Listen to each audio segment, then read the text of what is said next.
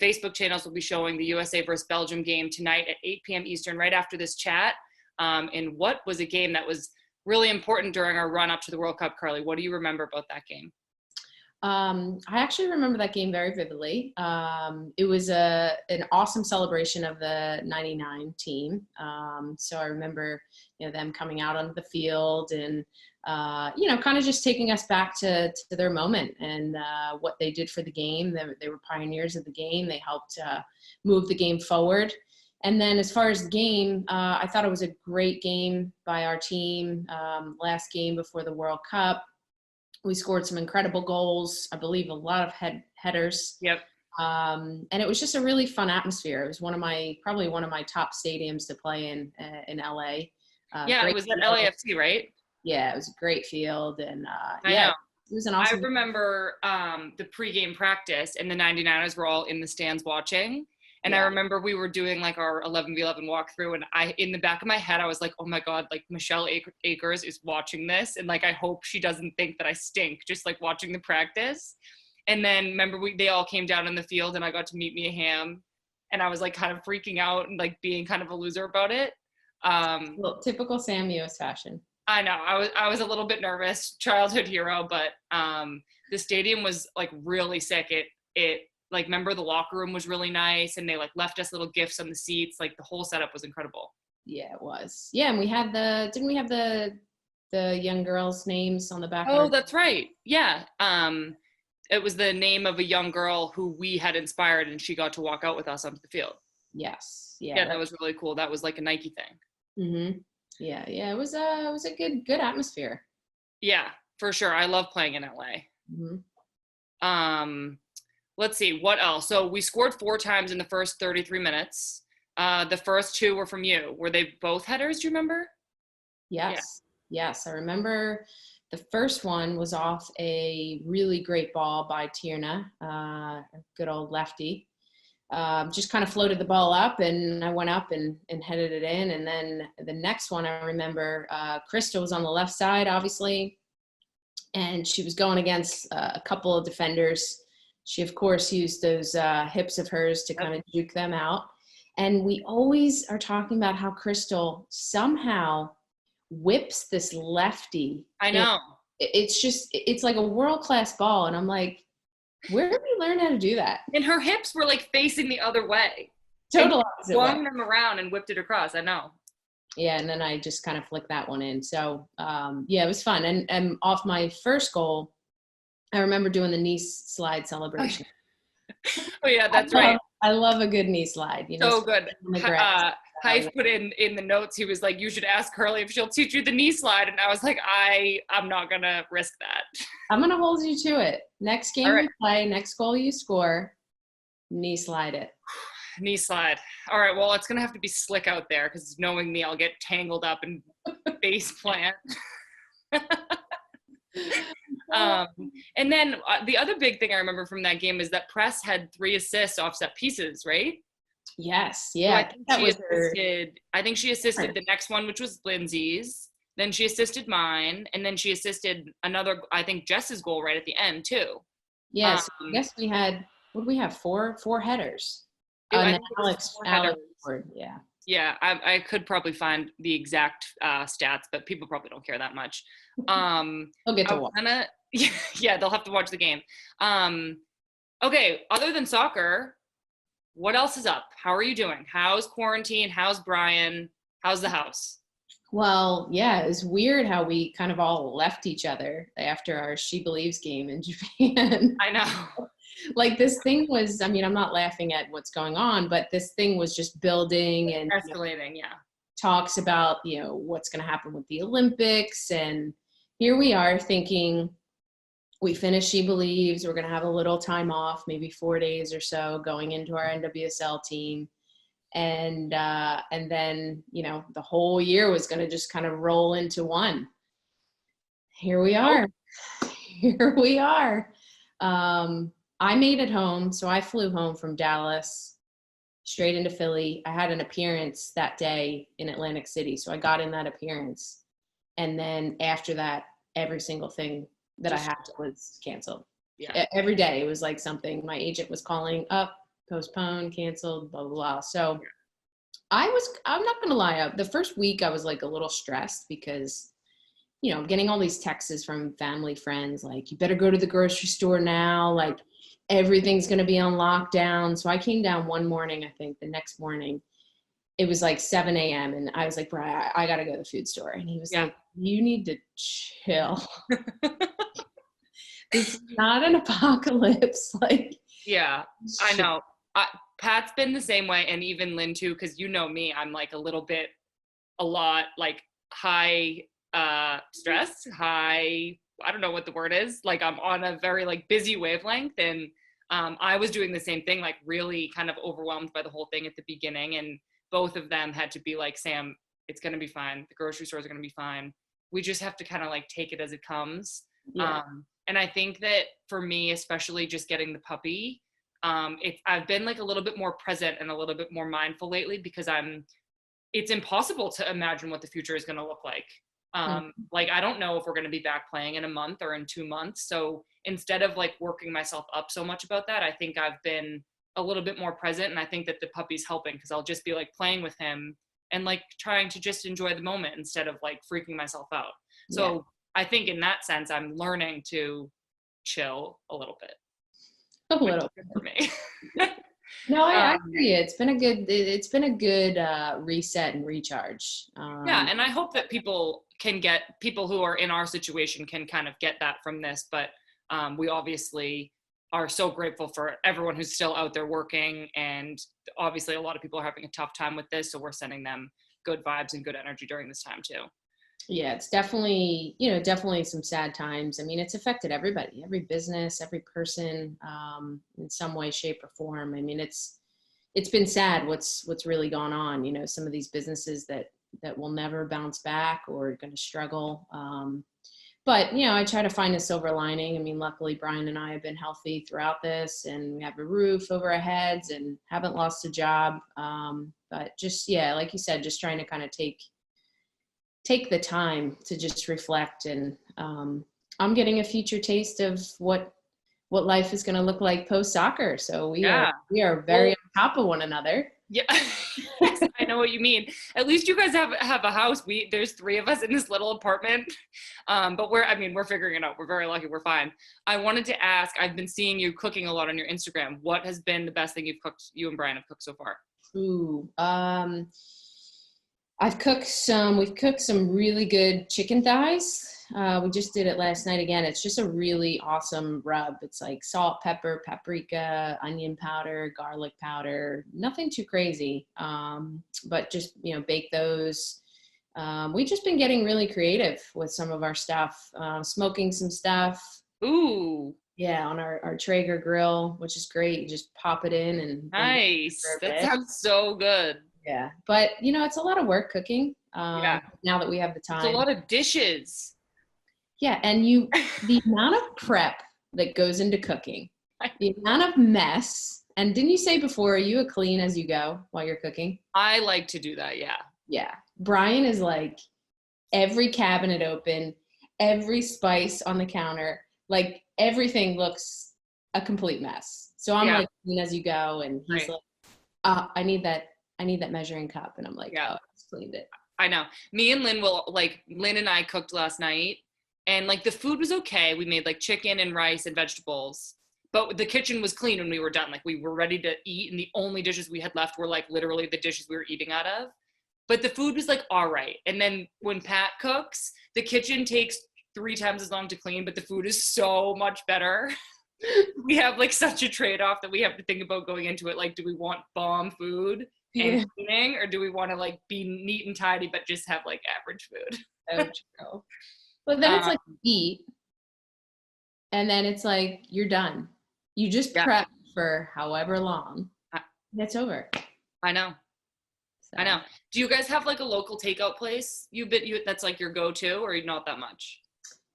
We have, we've been trying to kind of support some of the smaller businesses. A friend of mine actually introduced me to Try Hungry, which was tryhungry.com, which is pretty cool. It's like all these chefs. I think they do it in like 7 different cities, and all these like local chefs. Ours were in Philly, you can pick kind of any cuisine you want and they deliver it to you. So we've Oh, had cool. that. Yeah, really delicious.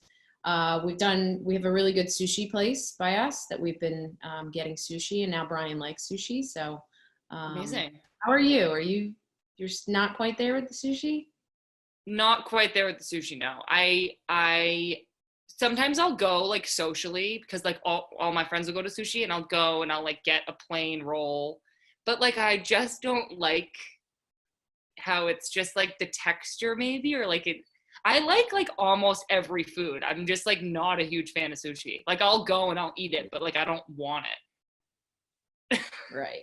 Yeah, maybe we'll get there. Yeah. Are you guys Yeah, cooking? maybe What's the cook trade off? Like you and Pat?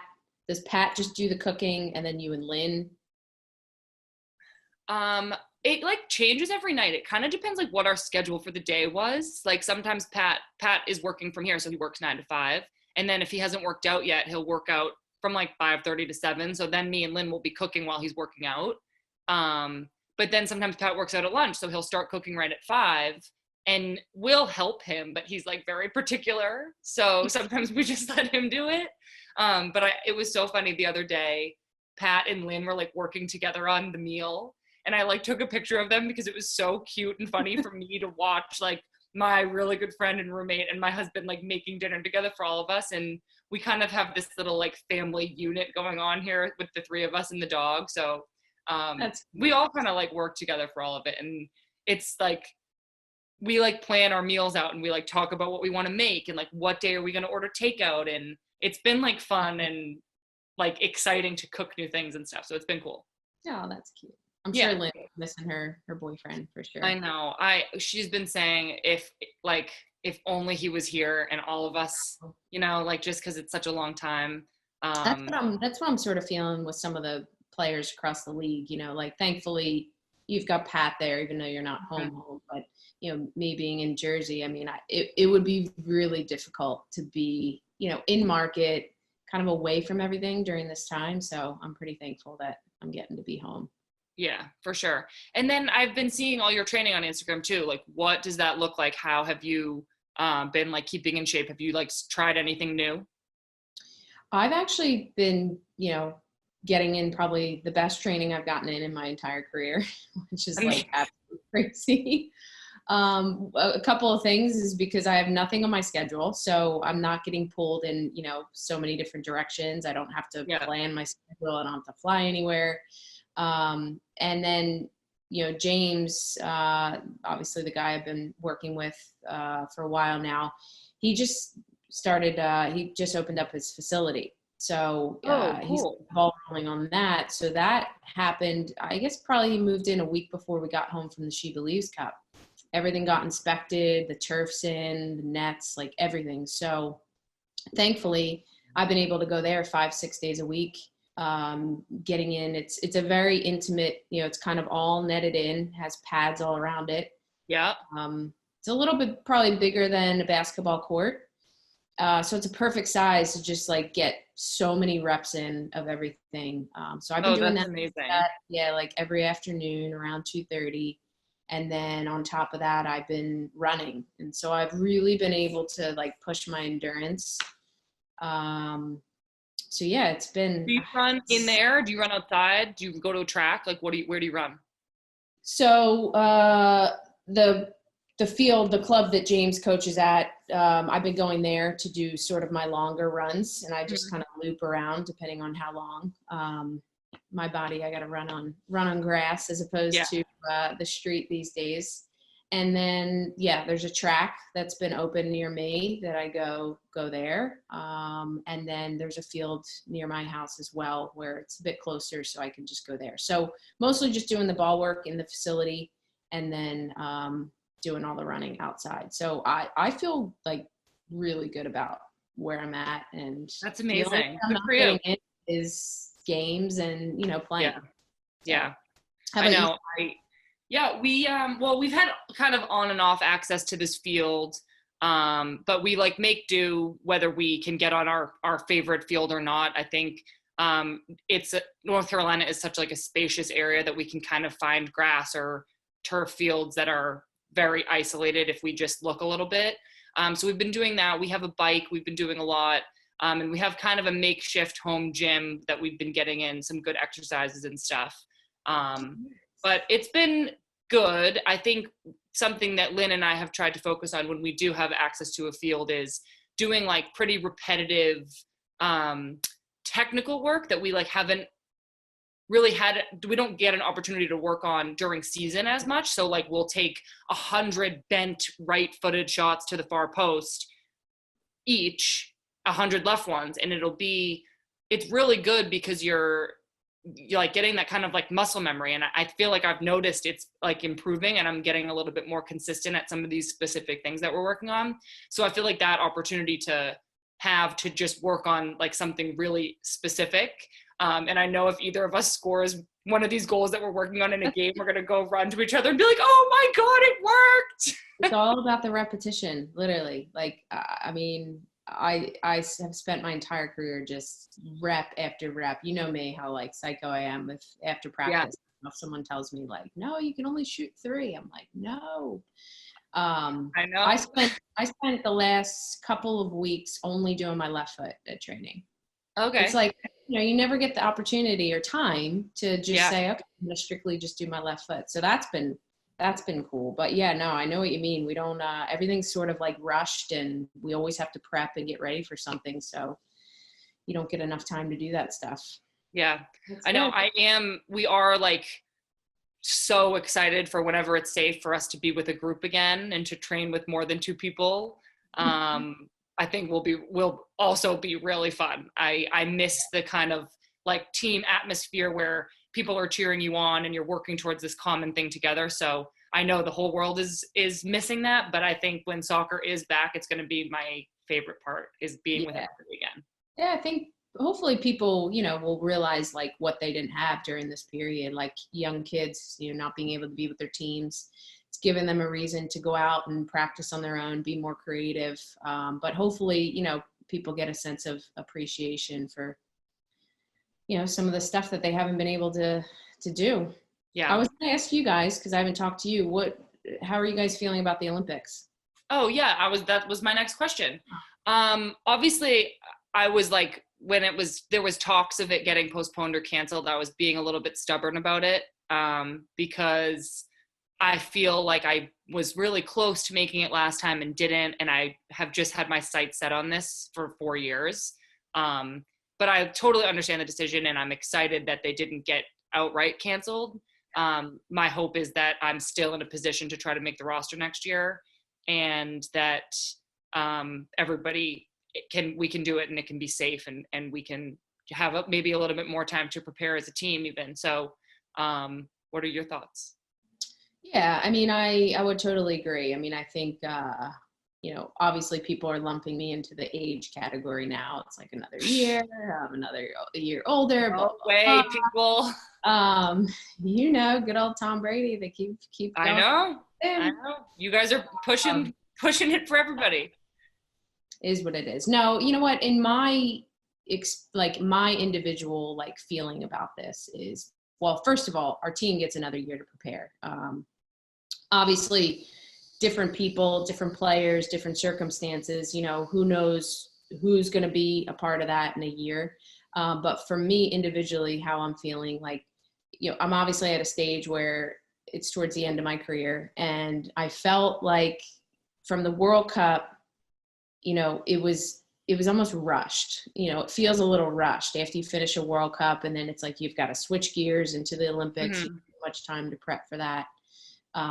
So I'm personally excited because I think, you know, I'm going to be able to develop another year and keep getting better, keep getting fitter, stronger, all that. So, and then you know, I think that another year to strive for something. Of course, you know, playing in the NWSL is great, but you know, the biggest, one of the biggest world stage of an Olympics, you know, I think might be a good closeout to hang the boots up then. So I feel like it would have been cut a little short this year. Yeah. You know, and then it would have been like, well, what am I sticking around for, kind of.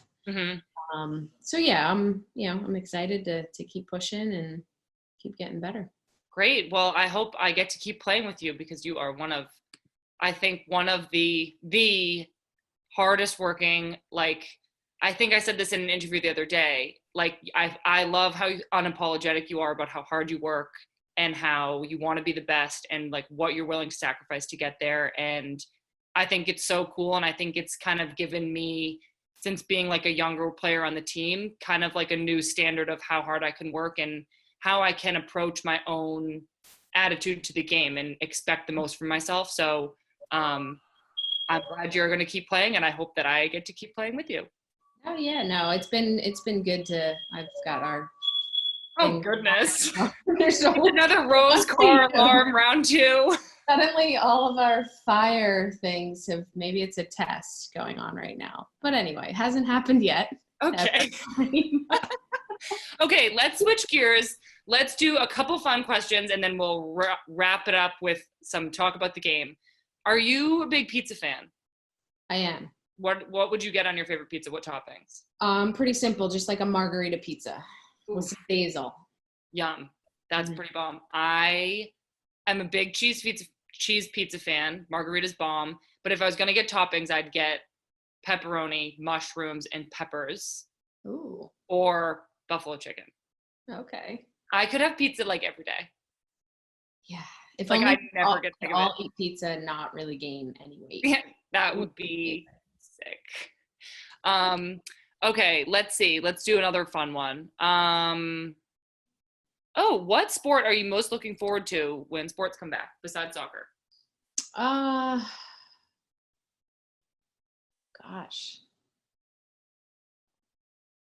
I mean, well, NFL. I mostly watch soccer, obviously. I watch a lot of the NFL. So, and that obviously hasn't started yet, but I think just sports in general. You know? I know. Have you been watching the Last Dance? Yeah, so good. It's so good. When it's over on Sunday nights, we're like, we want more now. It's so good. I love stuff like that. Yeah. And especially because I was a bit older, but you don't kind of appreciate that stuff back then. And man, they were Jordan and Pippen and Rodman. I mean, they were awesome. Yeah, it's so cool to hear them talk about it now and to like see, like, I was watching highlights of Michael Jordan, like he was so nasty. Yeah. Like, it's really cool. They've like done such an awesome job with it, and we are really enjoying it. Yeah, they have. Okay, well, I think we're probably good for time. So we just want to say that we hope everybody is staying safe and healthy out there. We are excited for soccer to come back when it's safe. And we hope that you guys are staying sane during this time. Thank you for tuning in. And after this, we will be showing the USA versus Belgium game on the US Soccer YouTube and Facebook and on ussoccer.com. Players walking out here today, they're wearing Nike uniforms with names on the back of young players that they have inspired. So this is a really wonderful moment here, sort of a passing of the torch, Julie. Love it. Similar to when you saw them wearing women who inspired them on the back of their jerseys. Now it's that younger generation they're trying to inspire as well.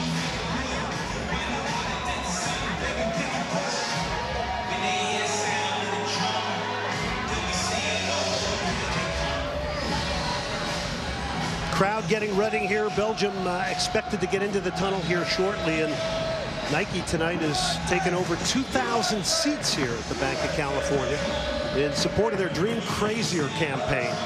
We have seen so many young women out here just idolizing their soccer gods, per se.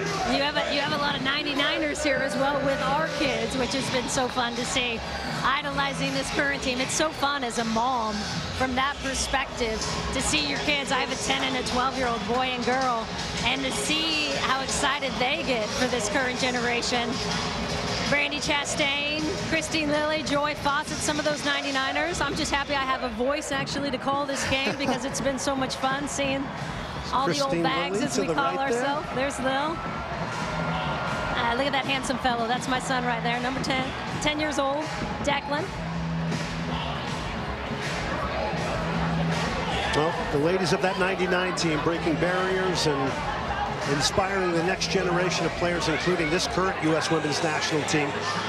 This is this wonderful intimate walk that takes place here at the Bank of California Stadium.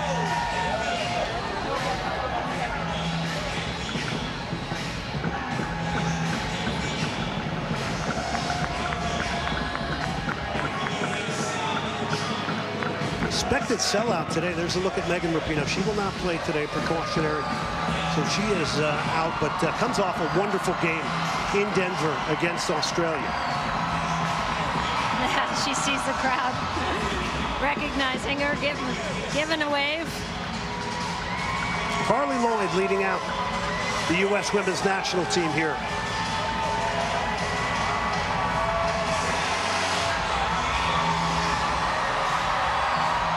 And this team knows all too well, 61 days, 2 months, an opportunity for these players. Ali Krieger getting her first start in 2 years. An opportunity for them to show they belong on that final roster.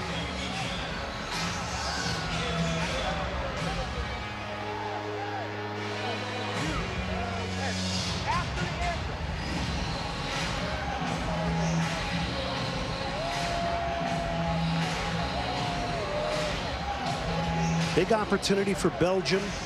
They flew in here Wednesday. We'll start it off momentarily with the Belgian national anthem.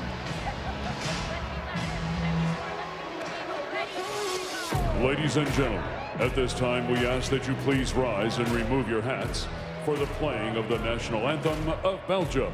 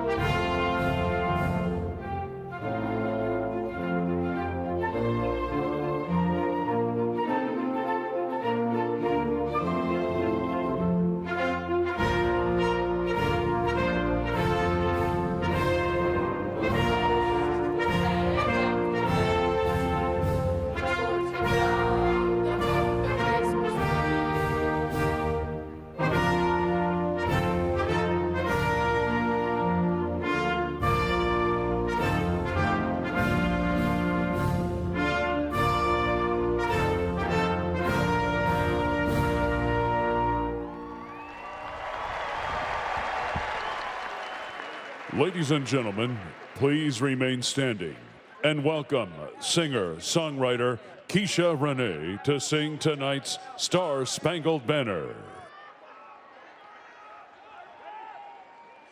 Oh, say, can you see by the dawn's early light what so proudly we held at the twilight's last gleaming, whose broad stripes and bright stars through the perilous fight o'er the ramparts we watched were so gallantly streaming, and the rockets regular, the bombs bursting in air, gave proof through the night that our flag was still there. Oh, say does that star-spangled banner yet wave o'er the land of the free and the home of the brave. Ladies and gentlemen, Tonight, Nike taking over 2,000 seats here at the Bank of California Stadium, and there are some of the fans that are here in support of their Dream Crazier campaign, which shines a spotlight on female athletes who have broken barriers, inspired the next generation of female athletes to dream crazy. And that is something that wonderful 1999 team did in winning in penalty kicks over China. So we'll have some real fun stuff today, catching up with some of the former, some of the 99ers. Here is the jersey exchange here that we talked about. And of course, this is about young names on the back of the U.S. jerseys. Oh, look at that. Have inspired. Look at those smiles. How precious is that?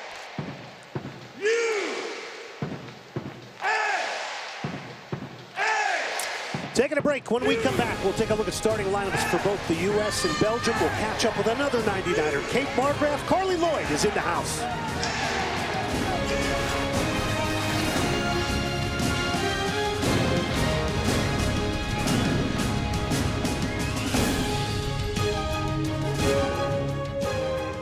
Here's the U.S. tactical lineup. 6 changes for Jill Ellis. And the one everyone's going to be watching, Ali Krieger. 2 World Cups under her belt, a World Championship, and look at that right back position. This is one that Jill Ellis is still clearly unsettled on. Krieger getting the start. She is the 7th starter at right back, different starter since 2018. Jill Ellis trying to go back-to-back winning World Cups. It's never happened for the United States. She's one of only 3 who have won a World Cup in charge. Let's go to Belgium. The Red Flames have never qualified for a World Cup. They're going to line up in a 4-2-3-1. Pay particular attention on the left side. Janice Kyman, U.S. fans may remember her from her Western New York days. She won a title with them in 2016, played at Florida State, and she is the key for them tonight. Yves Cernels has been a coach since 2011. Our referee, Katerina Korleva. Belgium in red, the United States in white. And it's game on here at the Bank of California Stadium. One last opportunity to create an impression before the roster picked for the United States. Belgium quickly off the kickoff here, earning the game's first corner.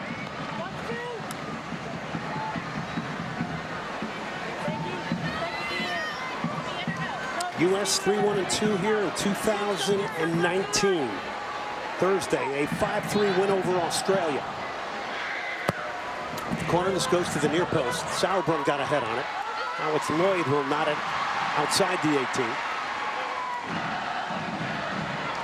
Carly Lloyd has beaten 1, has beaten 2. Still Lloyd. Good switch of play here. Does she have the legs to get there? Kristen Press, yes, she does, to the far post. Just missing the run of Mallory Pugh. Somebody shot the gun. We're off to the races here. And this will be picked up, carrying off from a Thursday night game that was 5-3 and open as could be.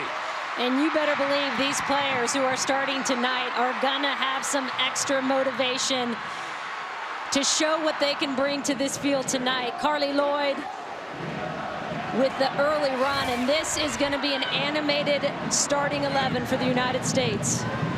Crystal Dunn helped out wide there by Sam Mewis.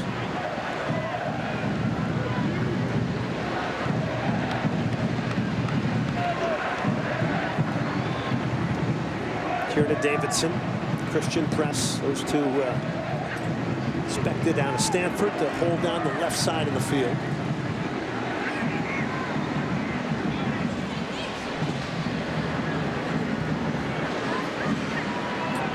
Julie Ertz, who's normally the holding midfielder, dropping into that center back position, and Jill Ellis giving a run in that number 6 and Lindsay Horan. More on that in a minute, because here's Carly Lloyd driving into the box. Lloyd's cross will get cleared by Belgium. And Crystal Dunn has been playing as a left back, getting that opportunity to play in the midfield here today. So a lot of things going on for Jill Ellis. Yeah, you're seeing Horan, as you just mentioned. And this is Jill Ellis wanting to add some depth and say, okay, can I play Horan in that 6 as a backup to what Julie Ertz will be? Could I move Julie Ertz into that center back position to have a little freedom with that rotation as well? Could I move Crystal Dunn up? We've seen her do it with her Carolina Courage team so well in that higher attacking midfield position. And some of those unsolved questions, and really that depth chart, you want to get a little bit more settled before you go into that World Cup. This press towards the end line, it's a stabbing tackle there And a good one from De Luca. 38th cap for her. Plays for Anderlecht. So some of these Belgian players on clubs like Anderlecht and Ghent playing in the top division of women's soccer in Belgium. They got into a playoff. Got ousted by Switzerland. Just falling short. 8 players play abroad for this Belgian roster as well.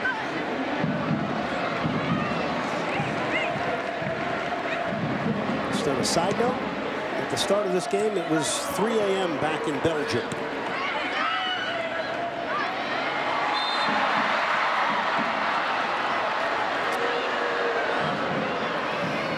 Well, as the U.S. women head towards France in the FIFA Women's World Cup, it's time to take a look now at our Volkswagen coaches' notes. What do you have for us, Julie? Well, you know, the first one's going to talk about the defense, something that's going to be a hot topic for today. 10 goals they've allowed in the last 6 games. They allowed 10 all of the 2018 series of games. And when you talk to Jill Ellis, she says, look, I don't blame it all on the back line. These are fixable problems, and it's a team defensive effort. We've got to get it from all 3 lines. And the other one is just passing to penetrate. She says when you have as good a forward line, front line, and the amount of depth that we have, we should be looking to get forward quickly. We're not just passing to pass. The U.S. is passing to penetrate. So 2 keys she wants to see tonight. Big switcher play. Mallory Pugh lays it on. It's a nice ball towards the back post. And steered away for a throw-in. Pugh picking out there the run of Sam Mewis, and it was steered away by De Luca, who's been called into action a number of times already. Press.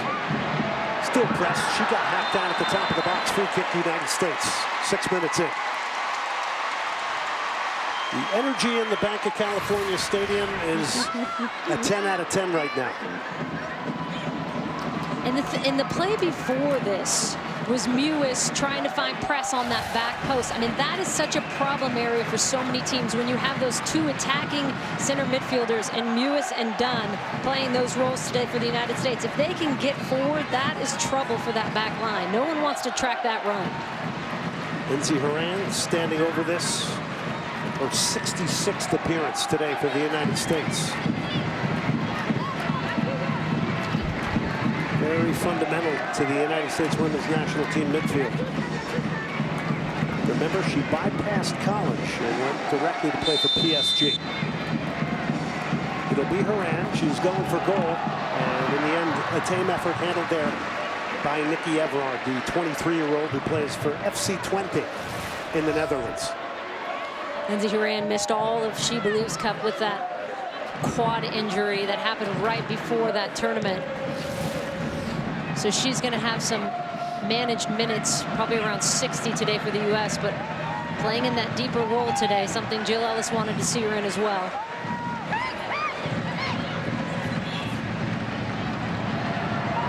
And Krieger knocked it forward. Harley Lloyd was trying to hunt that ball down. Good pressure here from Davidson. He's turning the Belgian player away and just got that arm up and gets called for the foul. Only 20 years of age. Davidson, a defender for the Chicago Red Stars. Press stepped up. Davidson steps up. The U.S. just looking sharper to the ball here so far.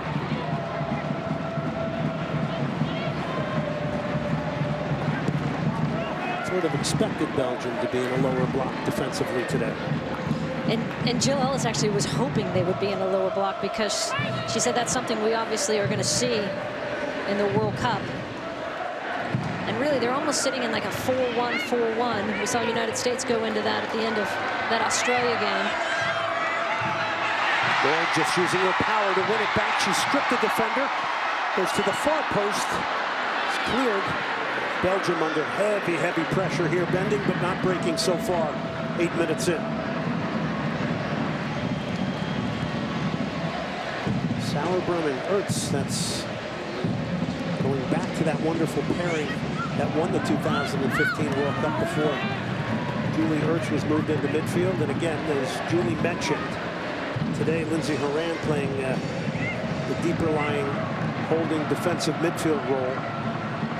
Because Jill Ellis saying, you know, we have to have a backup for Julie Ertz and someone who's going to be comfortable in that role. Here's Ertz now.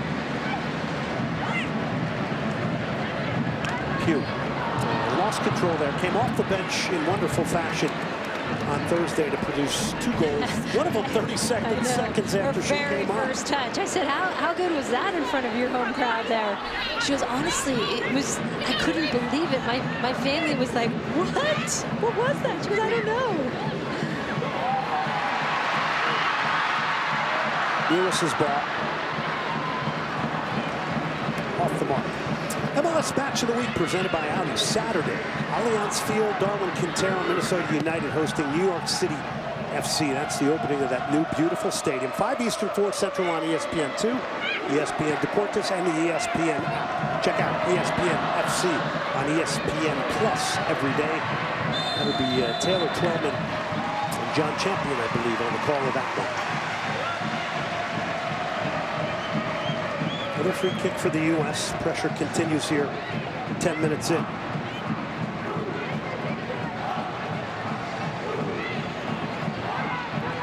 And this Belgian team is not a team that concedes many goals. They've been undefeated in their llast 10 games, 6-0-4, and 6 shutouts in that span. But the U.S. is just knocking right now. Davidson, diagonal ball. It's going to be easily headed away. Second ball. Players getting in the way of each other. Ball gets whipped in again. It goes through everybody. Carly Lloyd with her hands to her head, wanting that one back. And Sauerbrunn coming over to extinguish the counterattack.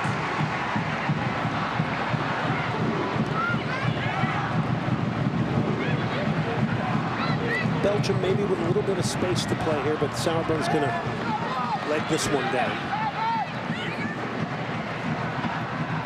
And as much as we've talked about this incredible attack, and a lot of what we think are the 3-pronged attack are on the bench here to start this one, the starters.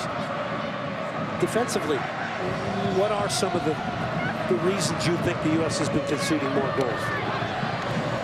Well, I think you've had some injuries, of course. You see Kelly O'Hara, who I think if she is in that starting lineup against Australia at right back, with Crystal Dunn on the left and Abby and Dahlkemper and Becky Sauerbrunn in the middle, that's probably your starting back line. But she's had some trouble getting back. Tierna Davidson, who was doing so well in that center back position, broke her leg in her collegiate season in the fall.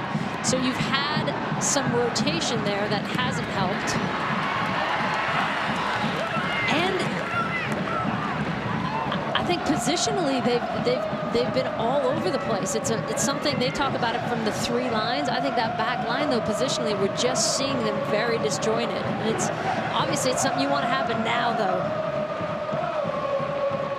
Yeah, it's been very open games. I mean, could this be a United States team that goes to this World Cup and just scores people from a goal-scoring perspective while maybe conceding a few more? I mean, that would be much different than 2015, right? Well, and that's the thing is really 2015 was won on the backs of that back line and their goalkeeper and Hope Solo. So it's a very different formula if they are going to go in that way.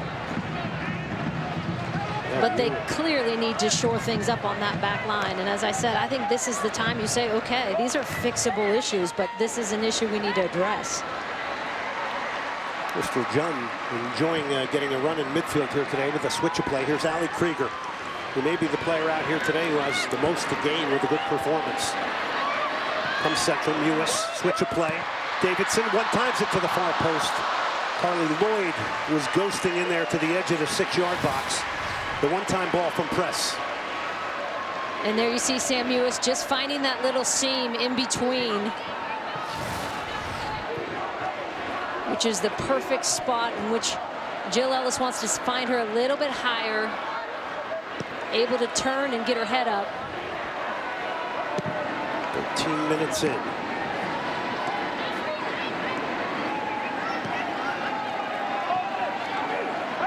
Belgium now with a little bit of good combination play. They've been able to advance some players forward here. Ernst is going to knock the header towards Lloyd. And she took A little bit of grabbing there from Julie Beesman. 60-second cap for her today for Belgium. You see Carly Lloyd there. She's only had 34 minutes in terms of play time in 2019. 36 years old. She'll turn 37 this summer at the Women's World Cup. And that's going to be another question that Jill wants answered, Jill Ellis. And how many minutes? When does she come in? How effective can she be? Because we know, and we've seen it from Carly Lloyd, big goals and big moments. This one clipped into the box. The header stayed in. That's a fantastic goal. And you called it. Carly Lloyd has scored again for the United States. It's her 106th goal.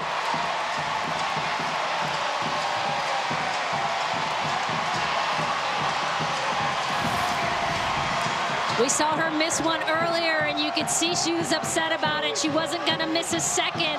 Look at, well marked. She just skies over her and puts it in the places it in the corner. And that's the thing and the element that Carly Lloyd brings. And especially, she's her best when her back is against the wall. We've seen that with her time and time again. You count her out, she will come roaring back. By the way, she was marked well on that play and just got up and above Helen Jock, the 30-year-old defender who plays for Fiorentina. Spectacular goal from Lloyd, producing the aerial game. In the box it comes again. It's steered away here. Constant pressure now on Belgium. This one headed away again by DeLuca. It'll be a U.S. corner here. And this is Carly Lloyd fighting for minutes. You know she's going to be on that roster, right? The question mark for her is how many minutes can she endure over the course of this World Cup, and at what point do you put her in? And this is her saying, put me in. Carly's last goal, October 7, 2018 against Panama. Press, Sauerbrunn. Well, all kinds of time for Davidson to get the crossing. Ricocheting through everybody. It's some pinball wizardry there. It's still the United States. It's Carly Lloyd now. She goes down, not going to get a call. Maybe a chance to break out here for Belgium. Trying to get some numbers in front of the ball. They're going to get it switched out wide here. And not able to control it was Kaiman, who has 34 goals, who plays for Montpellier.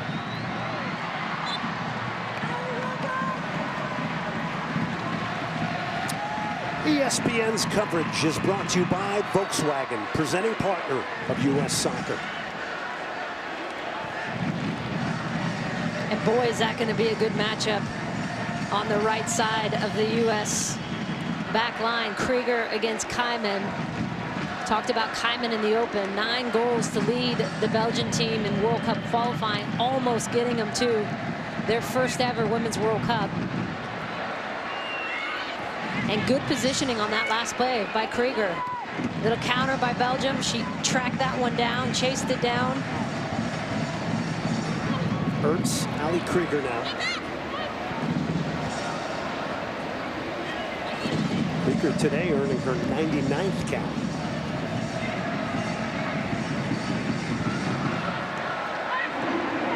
Oh, what a turn from Crystal Dunn now. She's got her head up here. Turn this one towards the end line. It's going to go out for the goal kick for Belgium. It really is remarkable when you think about the number of lines that Crystal Dunn can play, and on either side, in any position.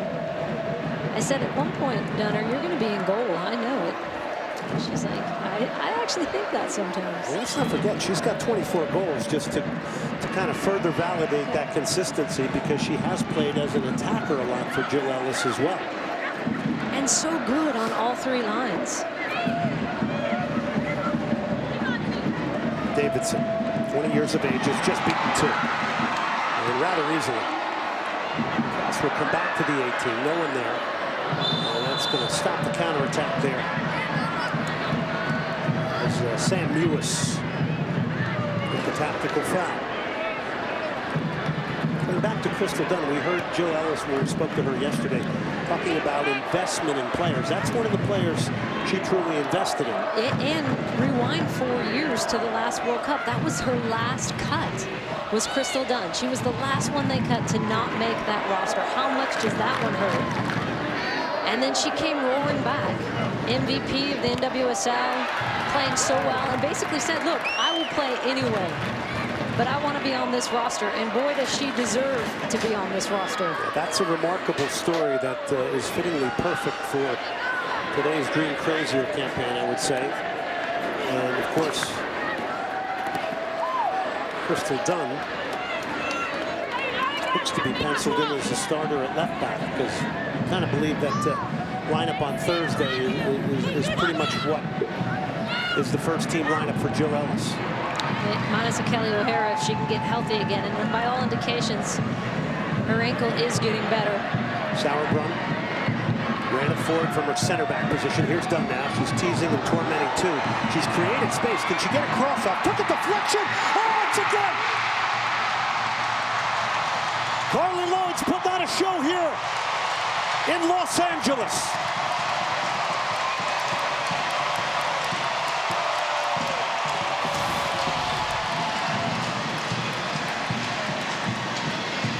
Crystal Dunn, many players would see 3 reds in front of them and push that ball backward. She says, no way, I'm getting to that end line. And not only am I going to get to that end line, I'm going to find a player in that box. And once again, well-marked. A well-marked Carly Lloyd just getting up and snapping her technique with her head, as we've seen for so many years. So good. Finding the corner. And that is a fired-up Carly Lloyd. 2 goals in 6 minutes for Carly Lloyd, both in the air. And she has personally made a statement here inside 20 minutes here.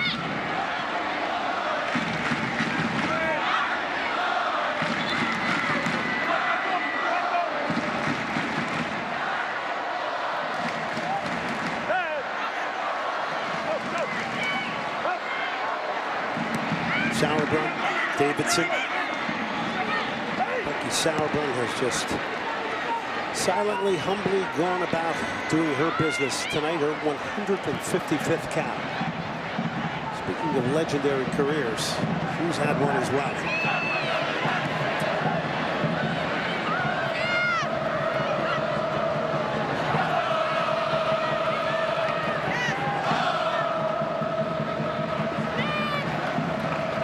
Belgium arrived here on Tuesday after an 11-hour flight. They did some fitness work Wednesday, got into regular training on Thursday. Yesterday did a double session.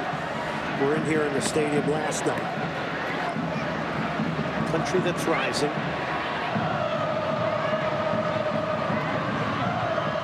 They're preparing for Euro 2021 qualifying, which will begin in the fall. Their first match will be against Croatia.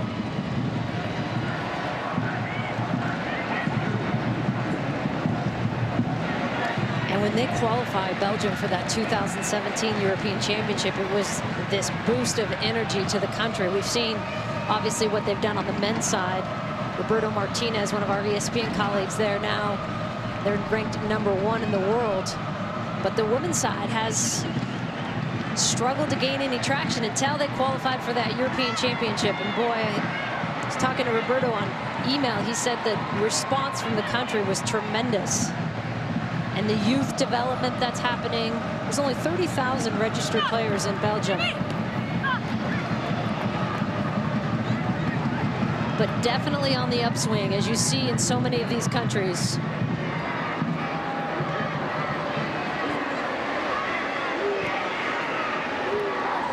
That is saying a very good team technically, very well put together by the coach Yves Serniels.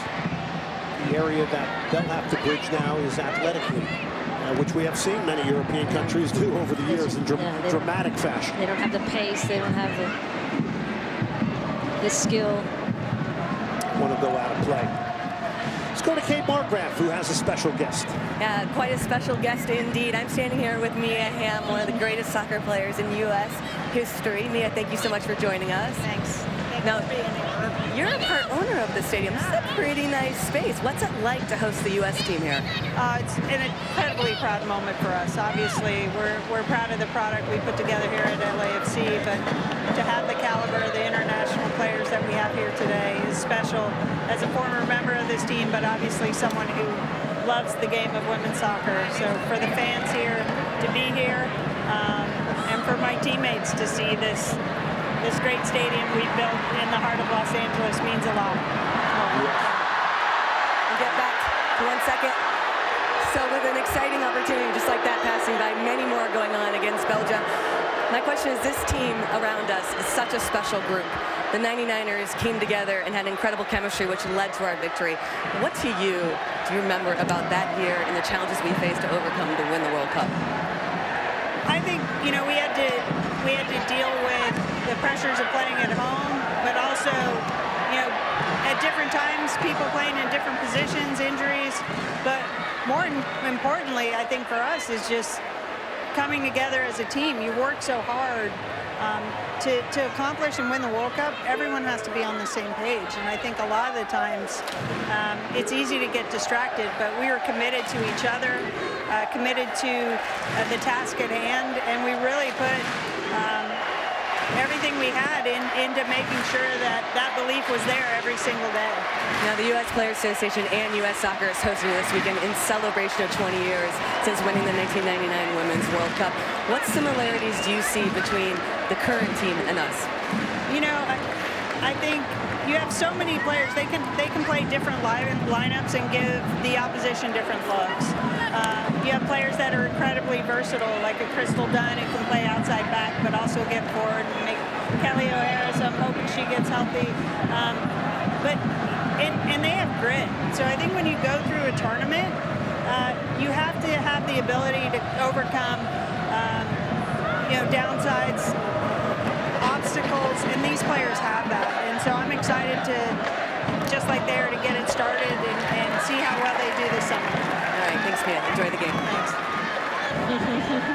Our thanks to Kate and our thanks to Mia Hamm. When Mia talks, people listen. It's kind of like you, Julie Foudy. Oh, right. Just like it. How about her rocking the Sam Mewis jersey, too? Because Mewis wore her name on her back for that game where they were recognizing female role models. U.S. off the corner here. And it's another header. It's a third goal. It's a third aerial goal here. This time it's Lindsey Horan.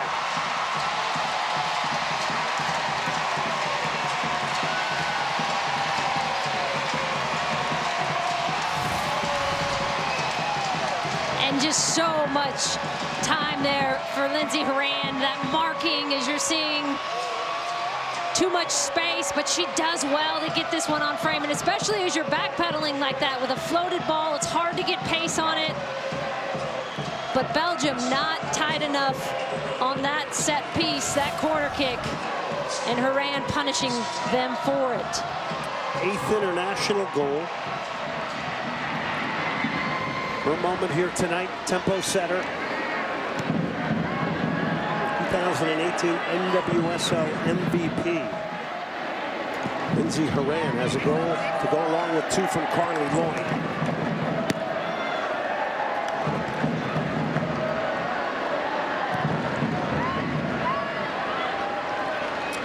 Laughter permitted with Julie Foudy, the podcast. Oh, hey! Start laughing. Little podcast promo. New episodes weekly. You can listen on Apple or Spotify. Congratulations. Well, thank you. Do you know who our last guest was? Our latest guest, Glenn Davis? It was Mia Hamm. It was Mariel Hamm, one of the funniest humans I know. You will laugh a lot. It's permitted. Pugh, top of the box, left-footed shot, bent in and held. Good handling there by Nikki Evron. And Mallory Pugh cutting in on her left here. Pugh, 3 goals, co-leader of the team this year in 2019. had an interesting conversation with her actually yesterday about the starting, non-starting position, and how she said I started overthinking it when I wasn't starting, and I had to kind of back off and be, I was getting some anxiety. She was really candid about it and how that played on her mentally. And she said, now I've just tried to focus on, I'm just going to go out there and do my best, whatever my role is, wherever I'm playing, if it's starter, if I'm coming in for less minutes. And she said, I was totally overthinking it. I feel like I'm in a much better place. She will turn 21 on April 29th, so some pretty self-aware stuff she's talking about there. Youngest U.S. player to score at the Rio Olympics. Had that beautiful, delicate chip, which occurred in that 5-3 win off the bench.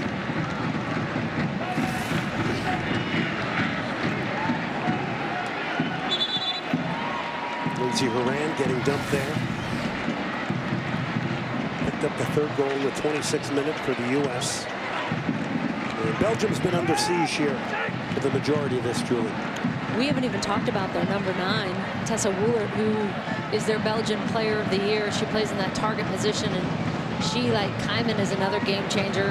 Hasn't even had a sniff of the ball this game. Still done now, dropping into this left back position. Off and running is Sam Mewis, who is alive today. That shot will go over the top. 2 NWSL titles for Mewis. Tonight, her 47th cap. Has a very talented sister, Christy Mewis, who plays in Houston with the Houston Dash, who's recovering from injury. Another national teamer who's come through, especially the youth national teams, Christy Mewis. But Sam Mewis can hit that from distance. We've seen her do that.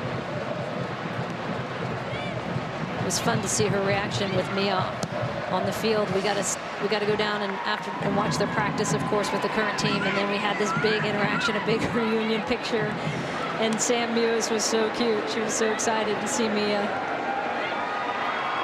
So the U.S. have dropped Crystal Dunn to the left back position. They've slid Davidson into the middle next to Sauerbrunn, and Julie Ertz is going back to what has been familiar to her in recent times, that sort of holding midfield role. And this is a rotation that Jill Ellis has wanted to use and be able to be flexible in this regard. Should play here now. Gilchin's still into the box, and touch goes long. The left back going box to box that time. It was Ertz actually coming back from midfield to clear that ball. So Ertz will go in that holding center midfielder Horan, and Mewis a little higher. Could that be a way they play with those two next to each other? Rose Lavelle, we should mention, out with an ankle knock. That happened actually yesterday in practice. He's a late scratch because she was expected to start tonight. There's press. Riches of attacking talent, remarkable. Lloyd with the big switch. He's going to get cut out.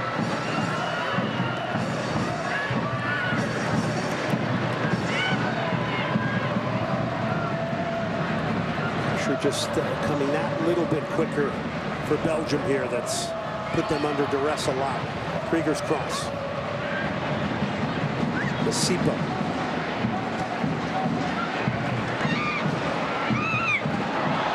Free kick bundled to the ground there was Lindsey Horan.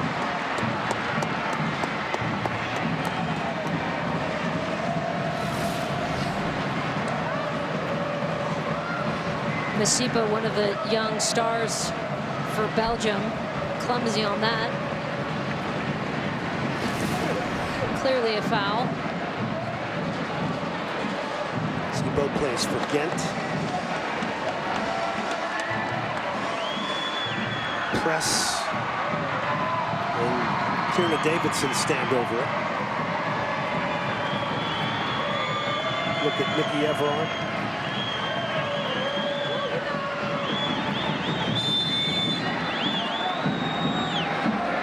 To the back post, a header. That's goal number 4. It is an aerial onslaught here. Header after header going in. And this time, it's Sam Mewis. And Belgium just cannot stay with the United States in the air. Dominant all over. Carly Lloyd with the first two with her head. Horan was the third, and now Mewis getting in on the party. And on three of them, it's basically been the U.S. just out working them, out jumping them. Yeah, that's a great point. They haven't been clear headers. I mean, there are people getting up and over defenders. Horan's was clear, but the other three, no. It was, I mean, they were tight marking.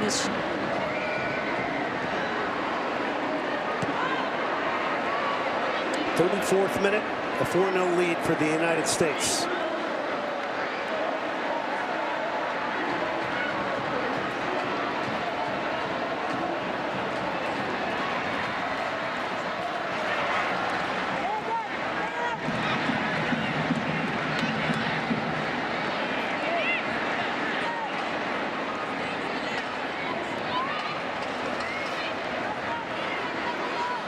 Krieger. Dunn, press, works a 1-2, gets it back. Here's Kristen Press, she can fly. They square it back. The seatbelt for Belgium will clear.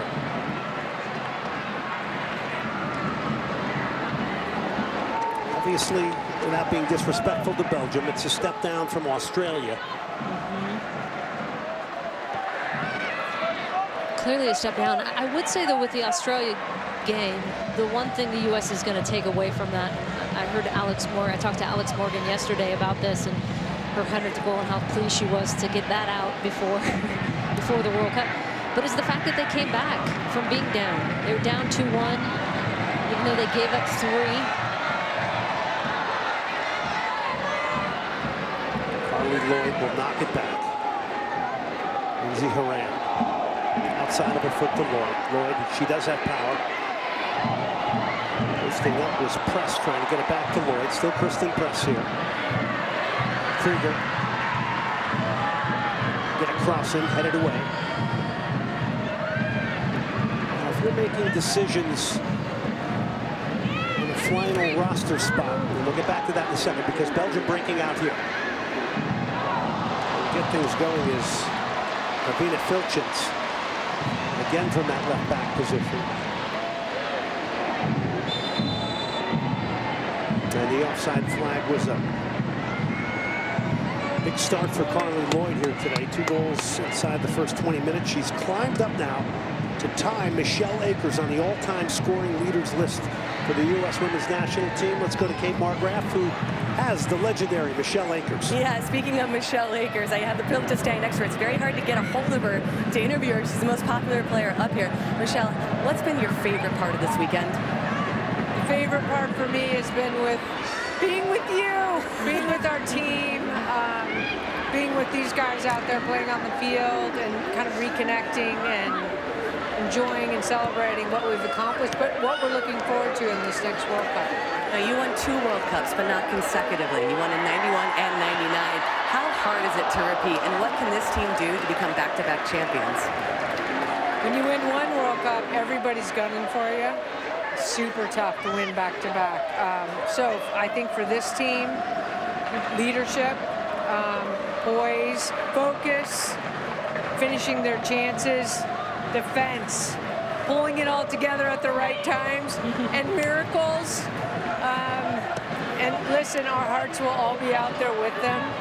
So it's going to be tough, but rooting for them, praying for them. We'll see what happens. All right, thank you very much. Thanks. Thank you, Kate. Thank you, Michelle. If you don't think she bleeds for the U.S. jersey after that interview, we'll take it to a doctor. And you can hear everyone losing their voice as well.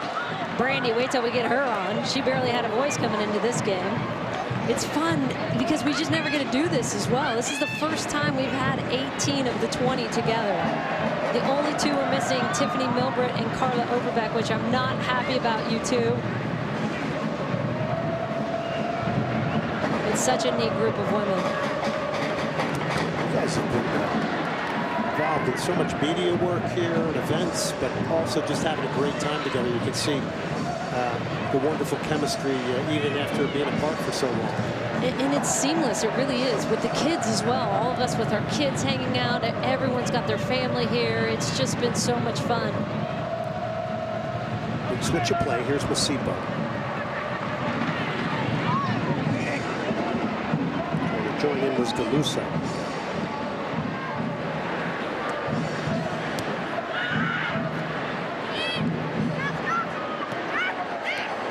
Beastman's.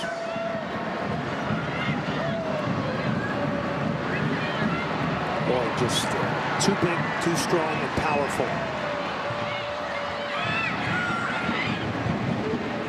39th minute.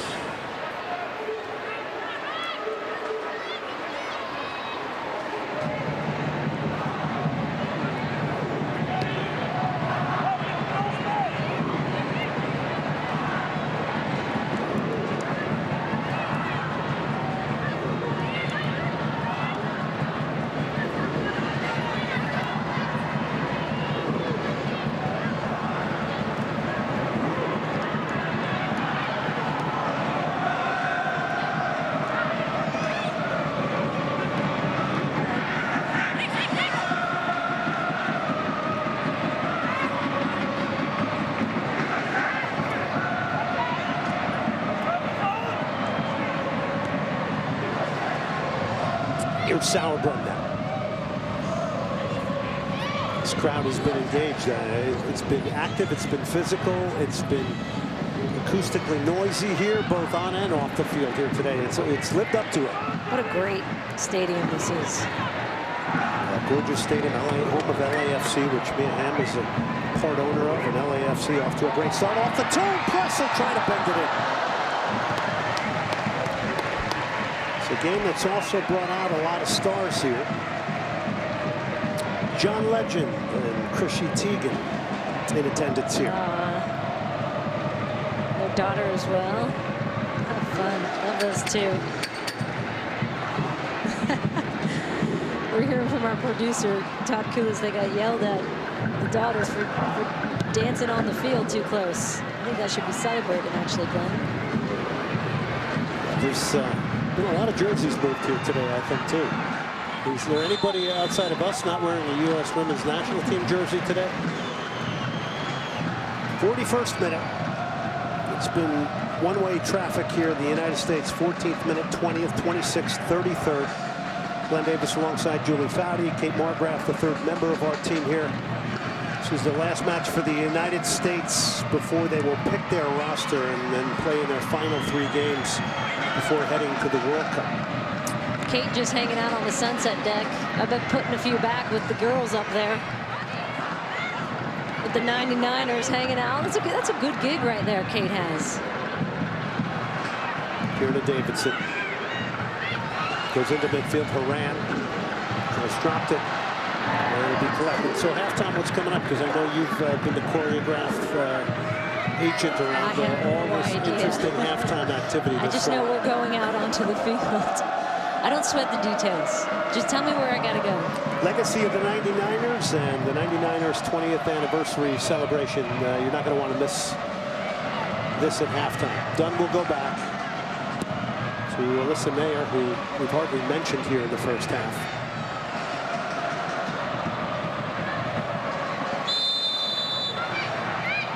You mentioned earlier, Glenn, rightfully so, this isn't obviously the level of Australia. We were talking about how Alex Morgan pointed out how proud she was. She said, literally, I thought we lacked the grit as a team in the She Believes Cup.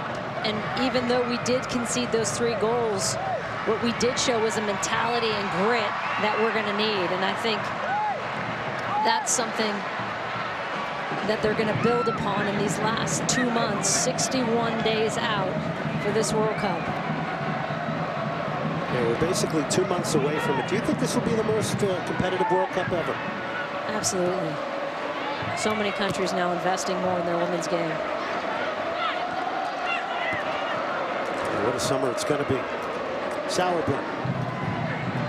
Krieger.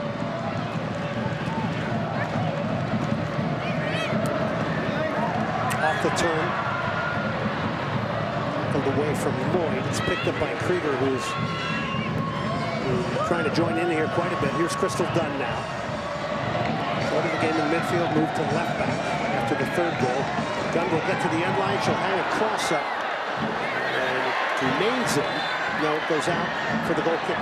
USL is back on ESPN News. We'll have Memphis 901 and Atlanta United 2 Wednesday night, 8 Eastern, 7 Central. It's also available on the ESPN app. You can watch it anywhere. And for all your soccer needs, don't forget to check out ESPN FC on ESPN Plus every day. Watch a lot of games on ESPN Plus. A lot of continents. This is our life. A lot of countries. It's amazing. You can watch every tier of the game here in the United States. You can catch up on all your MLS, Italian Serie A.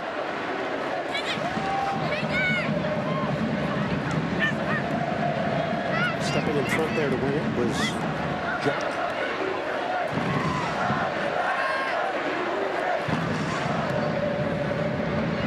All right, Julie, I'm going to take command here as the play-by-play guy and say you have to make your way down to the field. Oh, so yeah? we will It's see you. You're not the boss of me. We will see you later.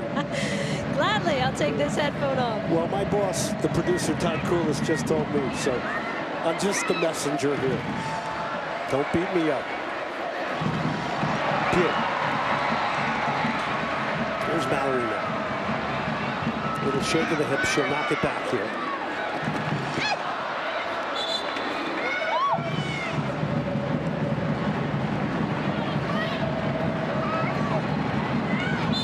Lindsay Horan picking one up in the 26th minute. All 4 U.S. goals here in the first half coming via the aerial game in the head. The final roster will be picked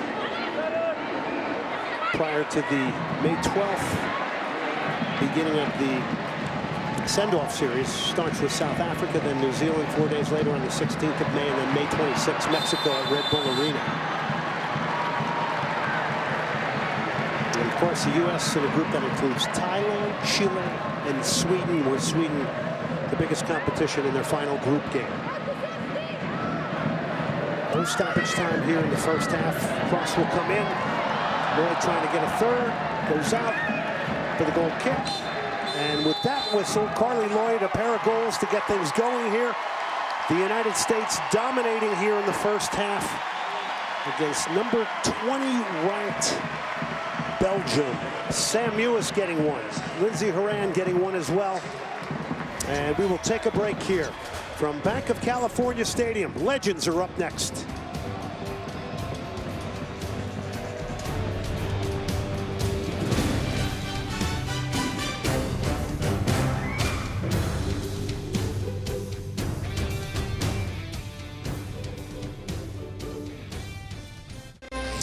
When in Los Angeles, movie stars will come out to big events like this. Eva Longoria is here, all in support of the U.S. women's national team. Jessica Chastain and Natalie Portman, all in the crowd. Jennifer Garner as well, wearing the Mia Hamm top. As women from different industries supporting women's in athletics. Let's take a look back now at the 1999 Women's World Cup team legacy. It's hard to believe it's been 20 years because I feel like I'm 25. This reunion has been fantastic. It's been great to see so many players that I haven't seen in a long time and to have all of us here at one time. You know, obviously in 20 years, this is the first time that we've had essentially everybody in. Just to be around each other is such a good feeling, like you're home. You know, like if you can explain what it's like to be in the safest, most wonderful, affectionate place full of laughter, you know, where you belong. I mean, that's what it's like to be with these women.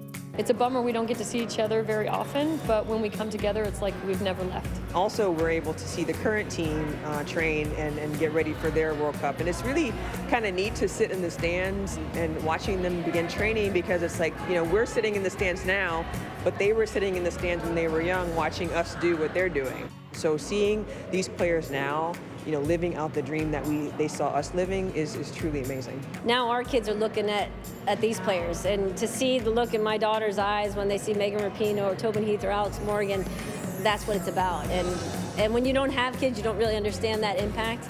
But now that I have my kids and looking at these players, it's been great. And now we do have a chance to bring the generations together, and I think that's so huge because, they may have watched us, now we're supporting them, and just know that we have each other's back. We have a common bond, the U.S. team. No one understands it unless you've played for this team.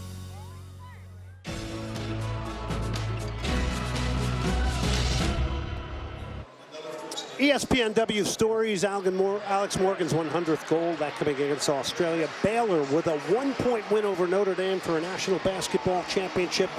And Augusta National Women's Amateur, all on ESPNW stories. Take a break. When we return, we'll head to the field for the 20th anniversary celebration of the 1999 Women's World Cup team, coached by Tony DeCicco.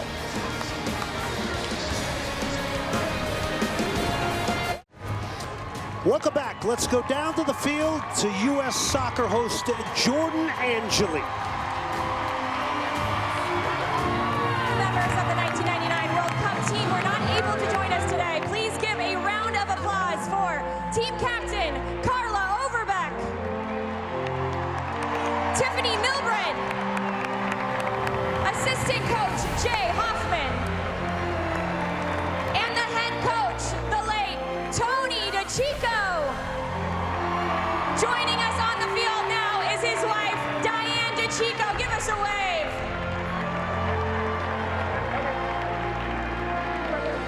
Joining us today, please welcome sports psychologist Dr. Colleen Hacker. Assistant coach, Lauren Gregg. Michelle Akers. Cindy Parlow Cone. Brandy Chastain.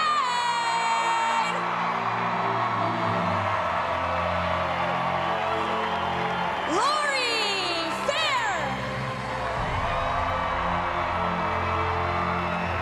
Joy Fawcett. Danielle Fotopoulos. Julie Foudy. Tisha Venturini Hoke. Christine Lily Heavey. Shannon McMillan. Kate Markgraf. Tracy Noonan. Christy Pierce. Tiffany Roberts Sahadak. Brianna Scurry. Saskia Weber. Sarah Whalen Hess. And Mia Ham Garcia Parra.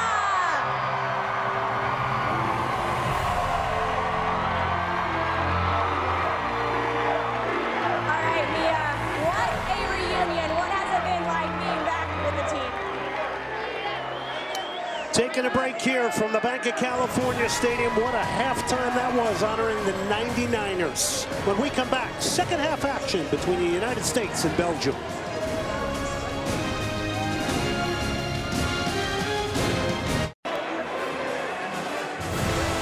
ESPN's coverage of U.S. soccer is brought to you by Volkswagen. As we welcome you back to Bank of California Stadium, United States, a 4-0 lead over Belgium. All 4 goals scored via the head in the first half. 2 by Carly Lloyd, 1 by Lindsey Horan, and 1 by Sam Lewis. 2 changes for the U.S. Ashlyn Harris going in goal. Abby Dahlkamper coming in at the center back position. 1 for Belgium. Elena Dant will come in as a striker. Alex Morgan also making her way on.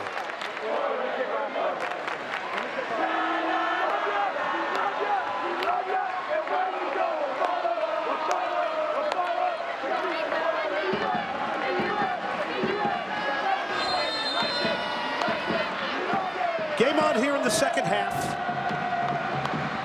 As already, Dahlkamper showing you her range of passing. She started against Australia on Thursday, partnered with Becky Sauerbrunn. That is what we expect to be the starting 2 center backs. And June 11th, when the U.S. takes on Thailand. Iran. Number of changes here, 6 allowed for both teams. Kristen Press can't get there.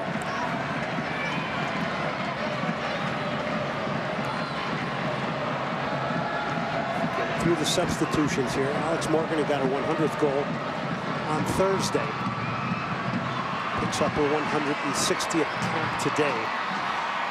And the 29-year-old, such a huge piece of the United States in this summer's World Cup in France.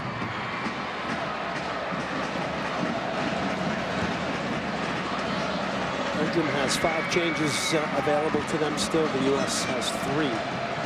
What a wonderful halftime presentation that was with the 99ers.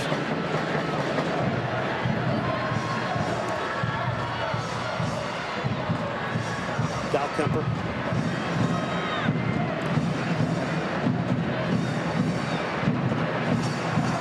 Allie Krieger, she's going to go back. Dahlkamper is going to shield that, so Ashlyn Harris can come off her line. Tonight she picks up her 21st cap.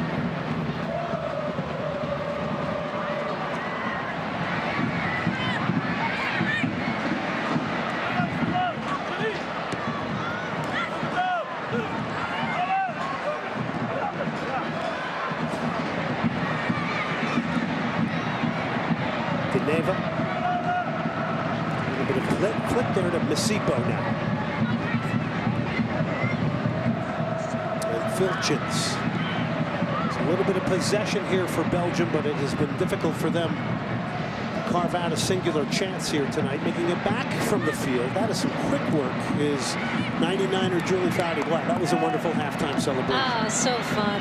So fun.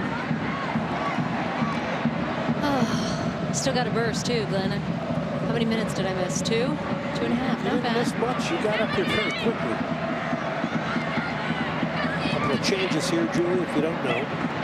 Dahlkamper is on. Alex Morgan is on. The United States, and Ashlyn Harris has come in goal.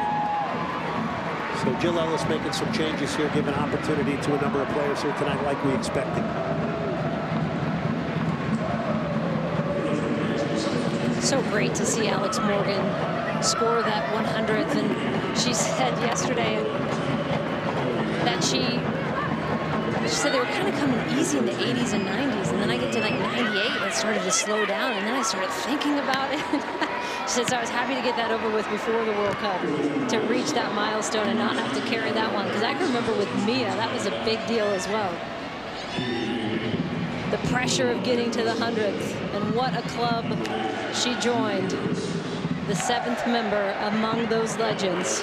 Sipo's going to try to lay this on. Ashlyn Harris will get a touch here. A very important role as the backup going to the World Cup this summer. Big switch here. Carly Lloyd has got some space here.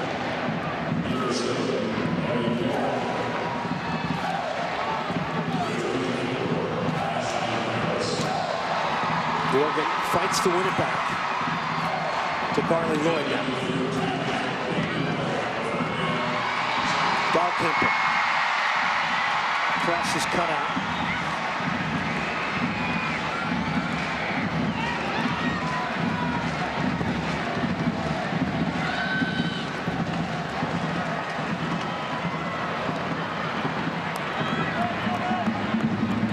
mentioned early in the first half, Megan Rapinoe not available here tonight, did not train yesterday. Kelly O'Hara, another one to be thinking about, the ankle surgery.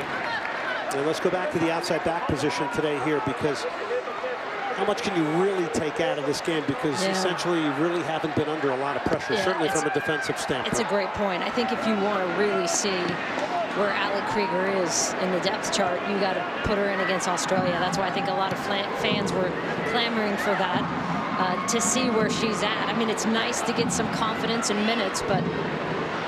U.S. on the attack. We'll get back to that in a minute. And easily handled there by the goalkeeper, Nikki Evron. But the thing about Allie Krieger that you already know, she's got a wealth of experience, 2 World Cups under a belt, one in the 2015 World Cup as well, 2016 Olympics, and she brings a ton in terms of team chemistry. Super positive. The team, of course, welcomed her back with open arms. Been there, done it. Right? And talking to Ashlyn Harris yesterday, she said the thing people don't know about Allie Krieger is that she would wake up every day and bust her butt to train for this moment today, because she knew she would get another look. And how many times have we seen a player who maybe gets cast aside for a year or two, and especially this is 2 years now since she's had a start, who say, okay, my run is done, I'm done, right? I'm not going to train at the same level, I don't need to. And Krieger, to her credit, said, I'm going to be ready when that moment comes. Morgan to Lloyd. Lloyd back on her right, back heel. Morgan clips it into the upper roof of the net. It is 5-0 U.S. The architect, Carly Lloyd. The finisher, Alex Morgan.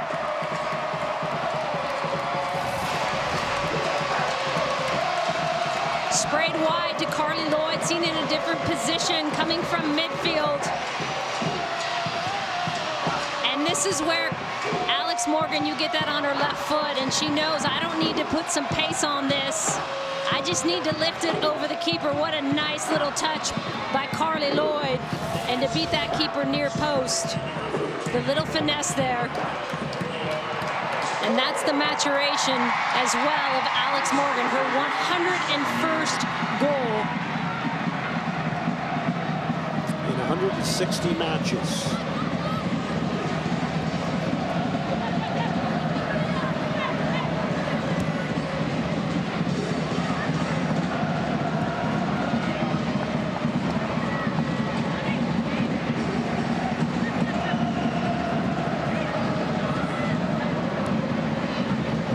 Scoring 7 minutes into the second half.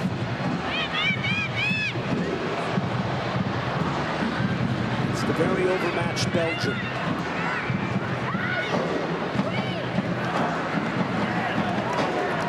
27th European nation the U.S. have played in their history in a first ever meeting here.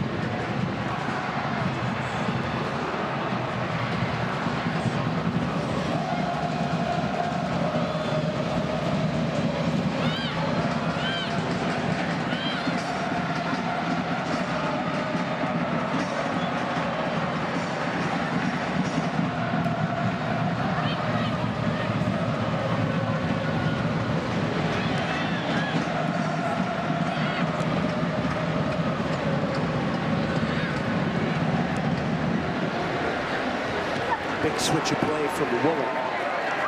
He's one of the more promising Belgian attacks here. Can they get ahead on this? No, it's headed away by Dalkemper.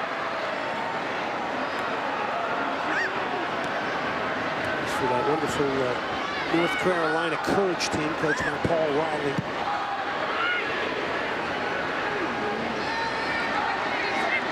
Anyone on the U.S. roster will go back and join their NWSL teams. Good work there for Krieger to cut the pass off. Belgium still alive on this attack, though. U.S. breaking out.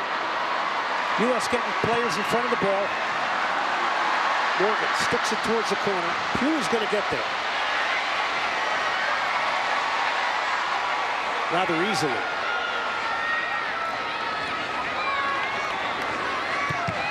Pugh's cross is blocked.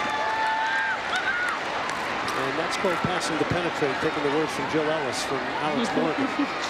And she says, why would we be passing to pass when you have the type of front three like we have, and then two sitting on the bench who are equally talented? And look at that stat right there, Glenn, unbeaten when that woman has scored. Pretty remarkable statistic, 60-0-10. And Alex Morgan scores the United States. Press will knock it back. Krieger. That's a hard-driven cross to the far post. Nobody going to get there. Out for the goal kick. Let's go back and take a look at this Alex Morgan goal. The architect, Carly Lloyd.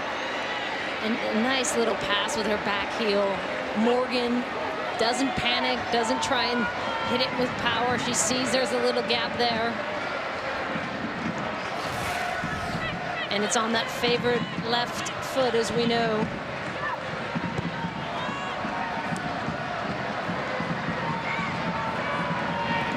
Five of those all-time scoring leaders here tonight in this building. Yeah, and Carly Lloyd actually bumped up to 107 on that list after tonight. Pew.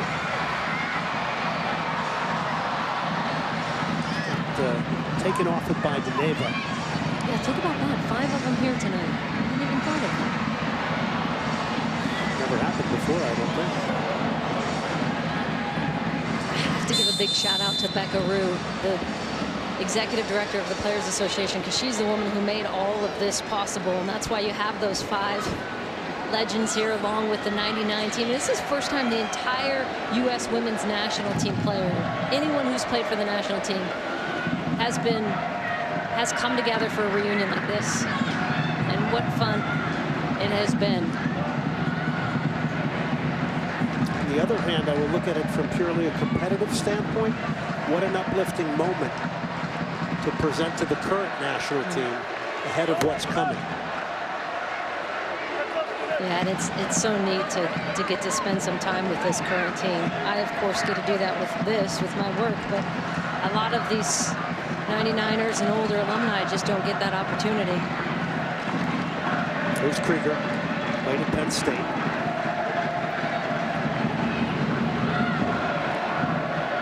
Krieger has played in a number of places. Played for Frankfurt in Germany, also played in Sweden.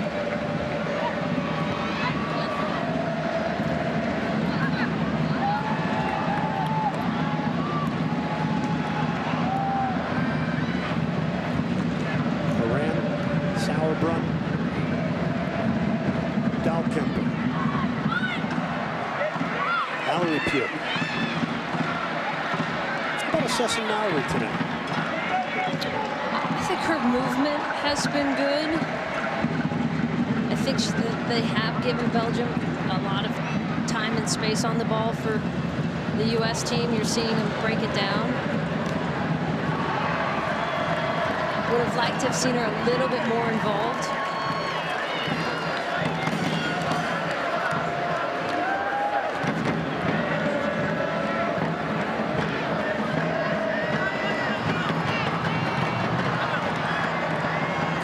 Anticipation for France now, as by the day continues to simmer, and will ultimately hit a boiling point. ESPN's coverage is brought to you by Volkswagen, presenting partner of U.S. Soccer.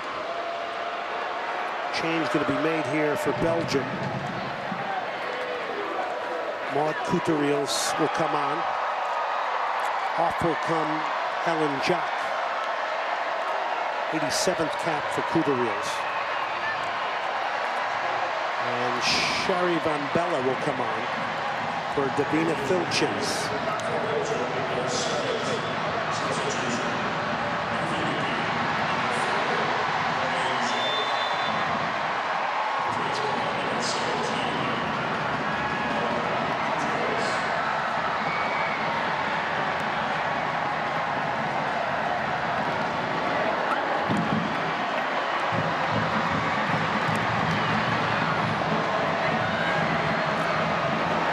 A World Cup type atmosphere here tonight. There's no question about that. And you knew with all the changes in this group, with 6 changes, Jill Ellis trying to figure out, as we talked about in that first half more, the depth of this team and where she could put players and how long she could put players. You knew this was going to be a fired up U.S. team coming in here, especially some of those players are fighting for a chance for a roster spot. They're fighting for a chance for a starting spot.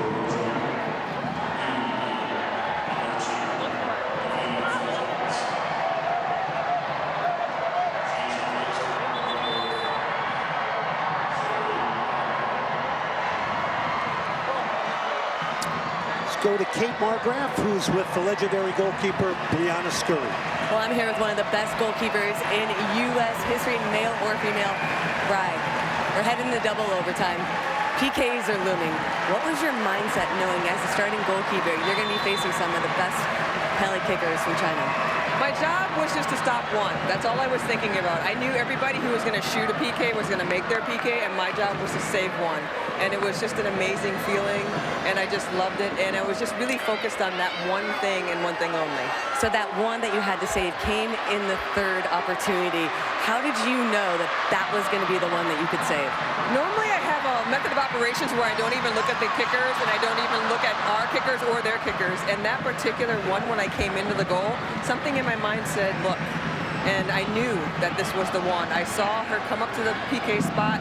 Her shoulders were down, her head was down. She didn't look like she was really that excited about being there, and I just knew. It's hard to explain it other than that. I just knew.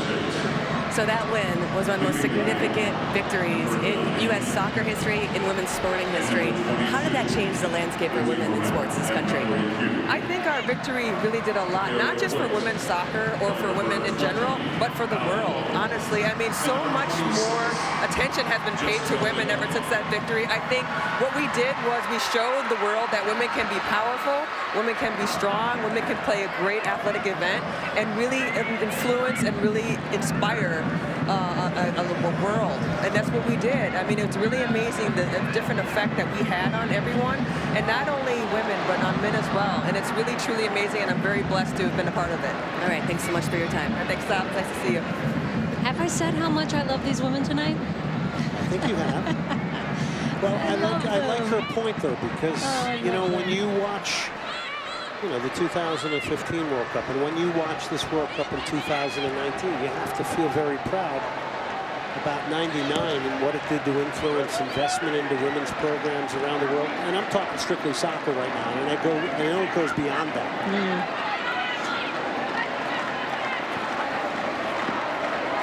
Belgium. And you think you were a part of influencing countries to invest in women's sports. That's big stuff. Yeah, I mean, I will say I am impatient and that I think it took a little too long. We thought that would be the catalyst that would tip those federations and those countries and change mindsets and cultures. And what we understand now is that shifting cultures and mindsets takes a lot more time than that. But you're starting to see that, of course. But those women, I mean, when you hear them speak, the perspective, and that's what I always loved about that team. It was so much more than winning. Of course, winning was important, and standing on top of a podium was everything to us, but there was a perspective about that inspiration. Hold that thought. Here's Carly Lloyd. We know she has power. She also has found Alex Morgan. She whips it in. It's mishandled, goes out to the corner. And they just understood the bigger picture in a way that makes me so proud. Well, let's not forget you did it on and off the field as well. Carly Lloyd again, finding Morgan, releasing that. What should be really an easy save for Everard. It's getting late and it's getting a little wet.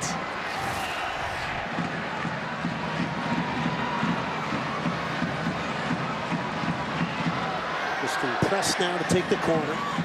Cluster of players at the penalty spot. They all break off in different directions. It's punched down. Kruger couldn't get there. Belgium does not have a lot in front of the ball, which makes it problematic here. And it allows heavy collision here with Sipo and Lloyd. Lloyd's going to get a yellow card to go along with her day of 2 goals via the head. You can see how much this matters to Carly Lloyd. She's fighting in there for everything.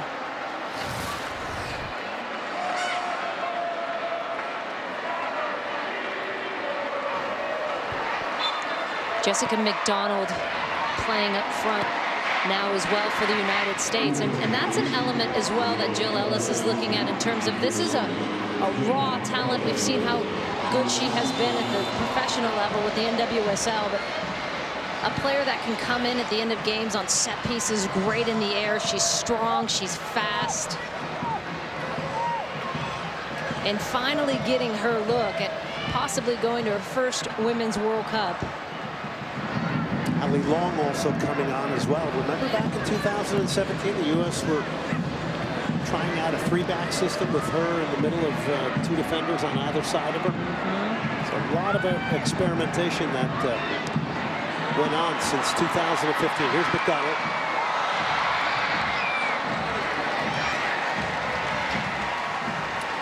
For all your soccer needs, check out ESPN FC on ESPN Plus every day. Starting a free trial now by downloading the app or going to ESPNplus.com.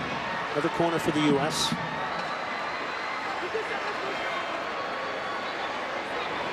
Everard has been a human pinata today, peppering the shots from every angle. Header goes over the top. Let's go to Kate Margraf with Brandy Chastain.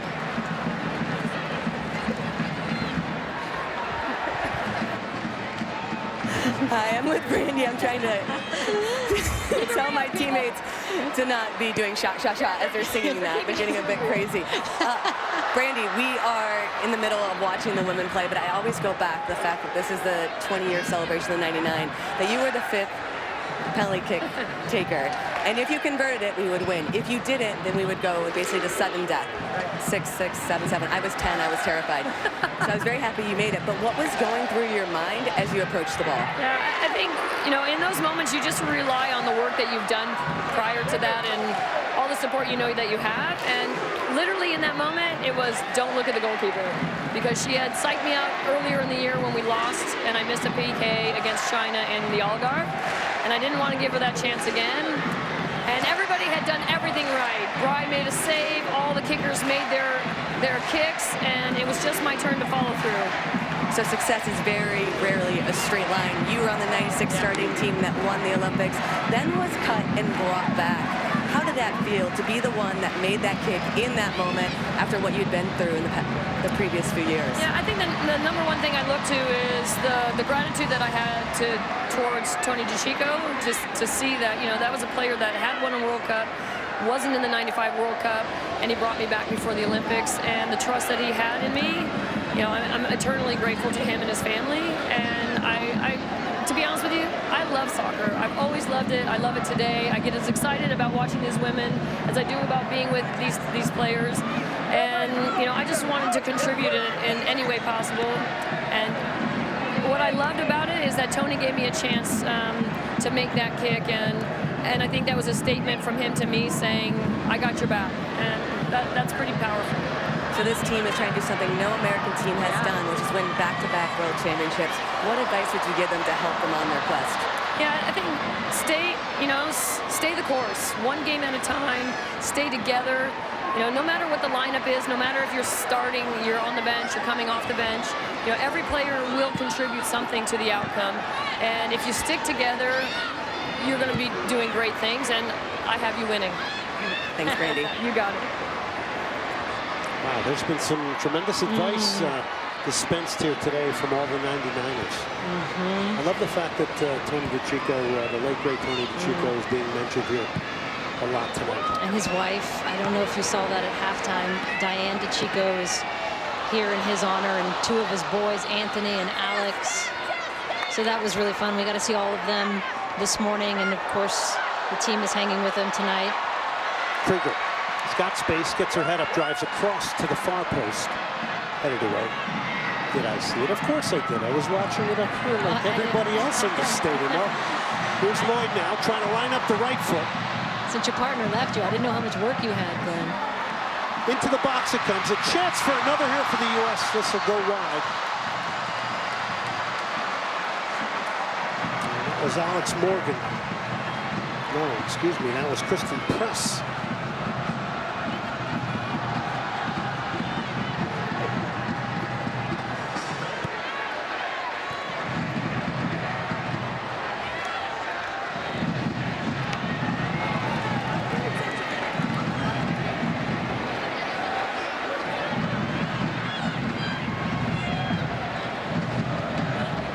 Rapino trying to head it forward.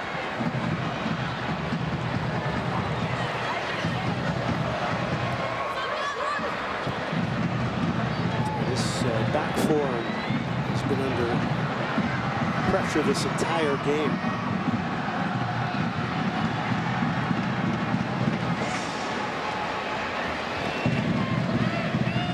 It's been such a struggle to get out of their own half.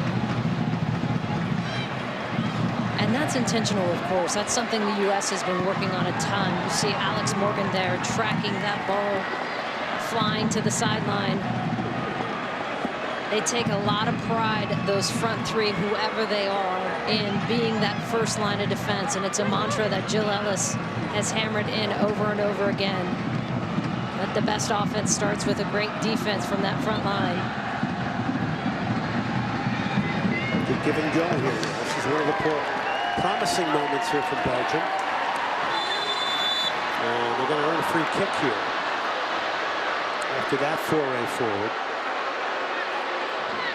Davidson will get called for the foul.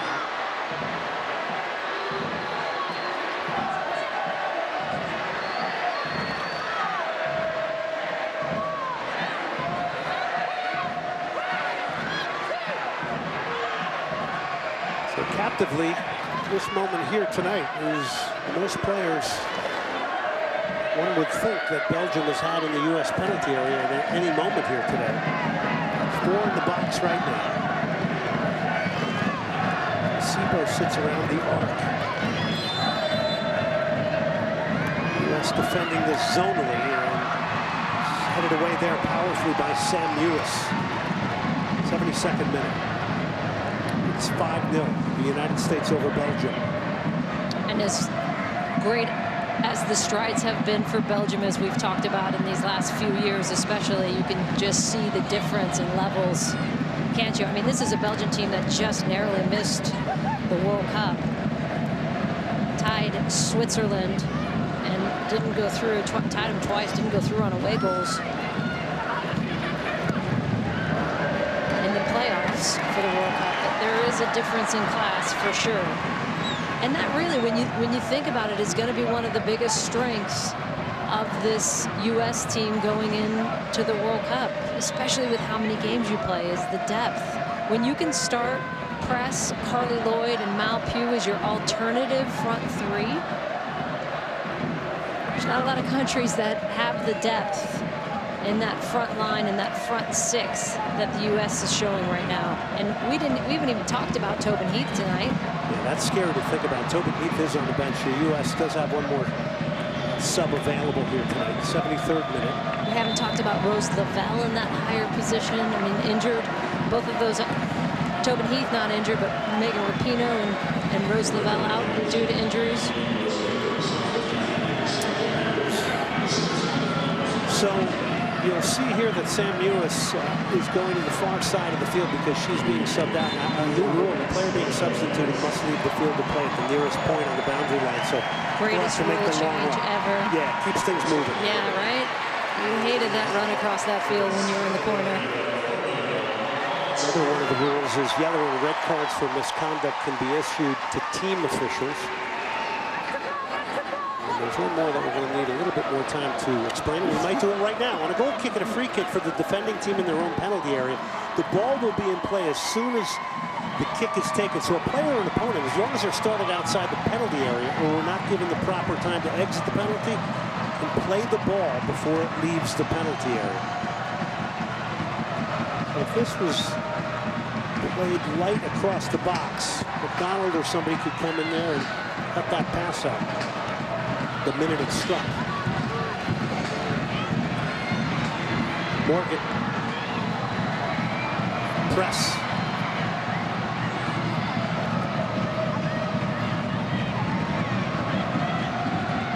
Bullard. He's been coming deeper here to try and play make, and he's broken up by Davidson. Depth up front that you talk about. The big three of Morgan, Rapino, and Heath. You know, Morgan's surrounded by two dribblers like that and players that can penetrate and eliminate people and pull center backs off of Alex Morgan. That is just frightening. And it's so hard to focus in on one of those players. Who are you going to try and put your attention to? Because when you do that, then you're going to get hit by another one. And all three have been playing confidently and scoring goals and great movement on both sides of the ball. I mean, the one thing you think about with that three is you got to stay healthy. It's been really the Achilles heel of Tobin Heath and Megan Rapinoe and Alex Morgan for so long. It's good news that when Rapinoe grabbed her calf against Australia, she says that this is just to be cautious.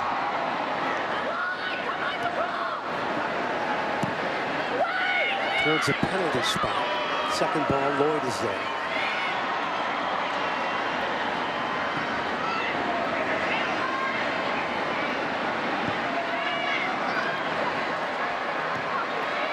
And as you mentioned before, those three work incredibly hard the minute the ball's lost. So there's no rest for opposing defenders. You can't turn the mind off for a second or two.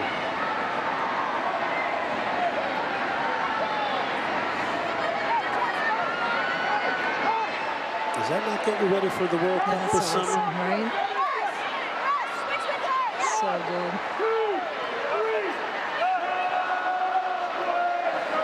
Twinkling lights everywhere in the Bank of California Stadium.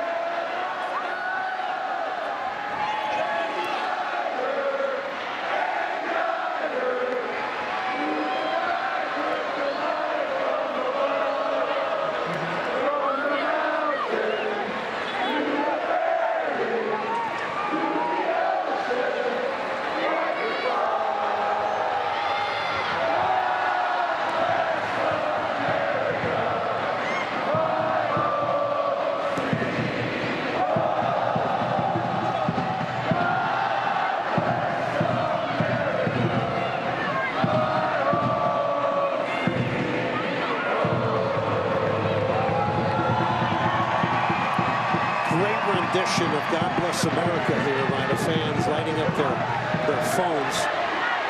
Oh, moment. Christian Press now driving into the box, tackled away. I can only imagine what my teammates were doing on the sunset deck there, belting that one out.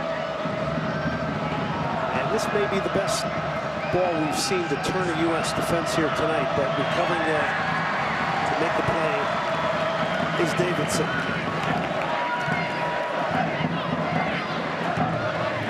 Fractured ankle in January in the She Believes Cup. Elena Dunn, the second half sub, 21 years of age, plays for Ghent. First test really for Ashlyn Harris. Jill Ellis has said Alyssa Nair is her #1. DeLuce is going to get a cross in. Sipo trying to get ahead on it. Cleared by the U.S. The large majority of this game in the Belgian half of the field here today.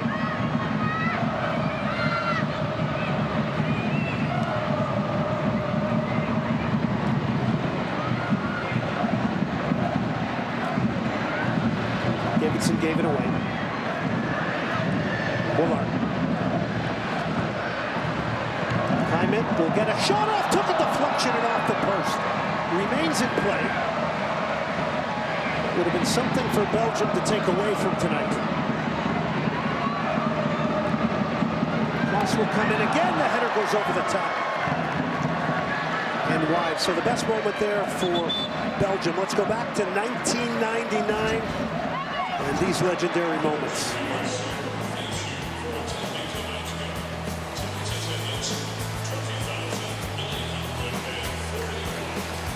Shell Akers. And then Christine Lilly would head this off the line behind Brianna Scurry. Scurry would make the legendary save. Up with step Brandy Chastain for one of the most iconic moments in sports history.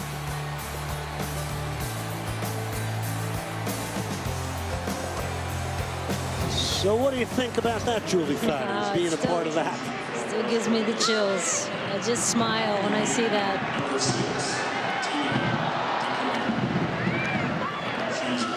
Best phase of play here tonight for Belgium.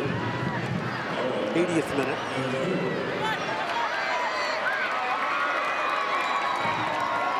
So let's look at the U.S.'s group here. In France, Thailand, Chile, Sweden. How about some thoughts on the group? Well, looking at those first two games, those are 6 points, you would think, for the United States. And then you go into that Sweden game with both teams probably sitting on 6. And it's interesting because if you finish first in that Group F, you most likely will hit Spain and then France, which is France in Paris in your quarterfinal matchup. So there is talk of people saying, would you try and get second out of that group? But you still, I mean, that's a dangerous game to play. You're still going to hit probably Germany then if you finish second in that group. So I think you're going to see that third match in Group F going to be a doozer. And how about that if it turns out to be the United States and France in Paris for that quarterfinal? U.S., of course, losing to France 3-1 earlier this year in January, and it could have honestly been a lot more for France. It could have been a worse loss for the United States. The French will have the support of a nation behind them. You know, 2015, how did you think Canada dealt with the pressure of being the host nation? I thought it gripped them a bit. Yeah, it's hard. And that's the thing with the French team that we've always seen is that mental side of it for them. They've been consistent about getting to the semifinals or getting close, but they've never been able to get over that hurdle. And I mean, having lived through one where you hosted it yourself, it's a lot of pressure, especially in a country like France where they're trying to grow the women's game. So they know if they can pull off a successful tournament, it will transform their sport. It's a lot of added pressure with that as well. But so much fun to be able to play in front of your home crowd like that. Wouldn't change it for the world. Host every tournament if you could. It can manifest into so many good things, that additional support you get. Carly Lloyd trying to break her way through. Good solid 80 minutes for Carly Lloyd right now. And I know we have said this is not it's not the level of Australia, but think about her night and how much she's been involved with. Those first 2 goals, the assist to Alex Morgan, playing in 2 different positions. She was up high in the 9 to start. Now she's in the 10.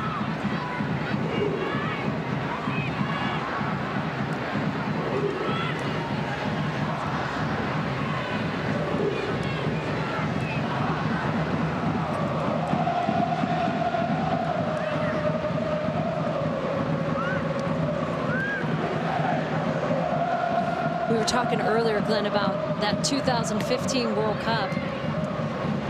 I think won largely on the backs of the defense for the United States. So this is going to be interesting.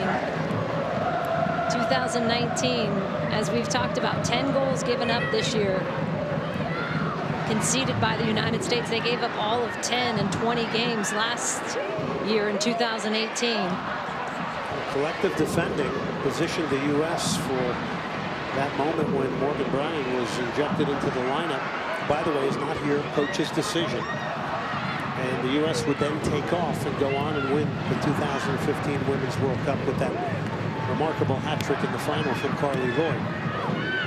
But the talk and positioning herself to win that was all based on collective defending.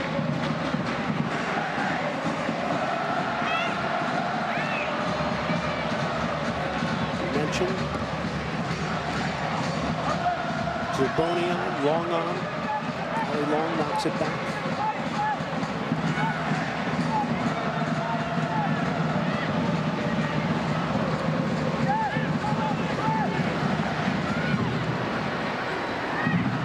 Dahlkemper, McDonald to press.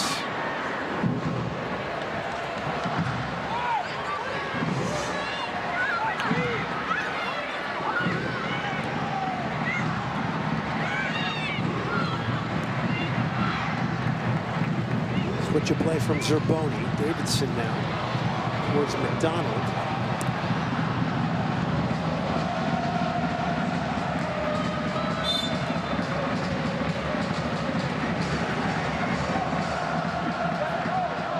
experience being gained by these players now coming on for Belgium.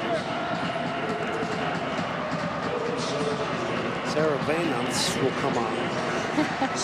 It's John Legend again with his daughter on his shoulders. I've just been giggling watching them on the sideline here.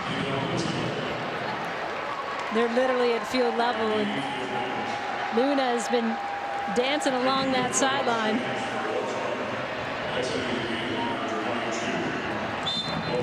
I think that's Stu Holden's daughter down there as well. Stu was down there with him.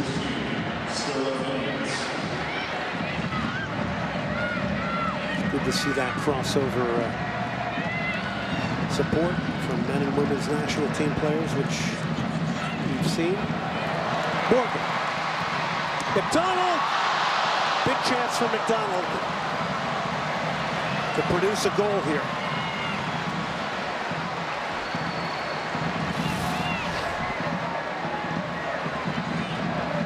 Morgan busting free again. Donald in the perfect position. She knows it's coming. Just couldn't finish it tactically. And those are ones you don't even have to give much pace. You're just really redirecting it in.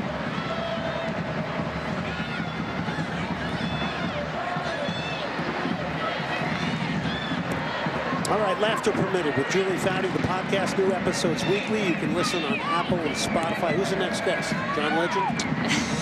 Right. Michaela Schifrin. Many would say the greatest skier of all time, even at just 24 years old. We actually were with her at her house in Vail this week. It was so much fun. Happened to get in a little snowboarding as well. Press.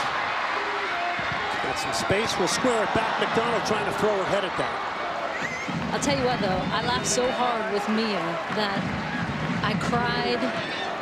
I snorted. I mean, I listened to it a third time with my husband, and he was like, oh my gosh, you're laughing just as hard. Mia, the current episode, is so funny. She's just a character. A lot of people don't get to see that side of her as well. She's got one of the driest senses of humor. It's been fun. Looking forward to it. I'm going to listen to it. Laughter Permitted. This is a driven-in cross. It's too close to Ashlyn Harris. Was hit with good power, but handled there by Harris, who plays for the Orlando Pride. Played at the University of North Carolina, won 3 national championships there. Has also spent time playing in Sweden and Germany.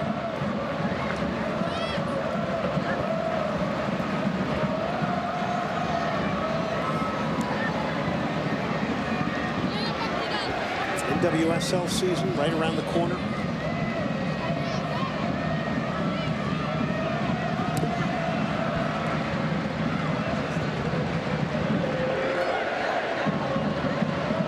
Begin its 2019 play.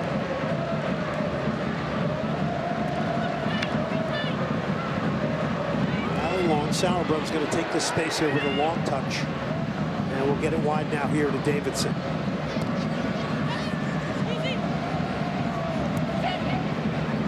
U.S. scored 4 first-half goals, all off the head. In the second half, they produced 1. And that is your 5-0 scoreline against Belgium. They are intent on trying to take as much experience out of this game here as they can tonight. I think as these players go back to their pro teams, I think the one focus will be, of course, on fine-tuning, but staying healthy. Getting Rapinoe back, getting Rose back, getting Kelly O'Hara back. Because if this is a team that's running on all cylinders, this is a team that's going to defend that world title. They have all the potential and the talent to do it. Krieger. It's interesting because we asked Jill Ellis yesterday about defending the title in 2015. And her response was basically, every team's different. Not everyone who won the 2015 World Cup is here now. And 4 years is a long time. Yeah, she says, we don't want to say defending. We're attacking. We're attacking. This is a new team. Go get it.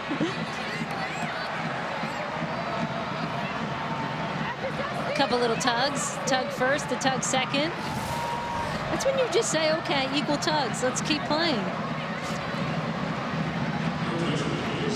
But, you know, that was reminiscent of Thursday night when Alex Morgan, just because of that explosiveness, just turned a defender who was a little bit comfortable. Don't sleep on Alex Morgan. Minute of stoppage time here.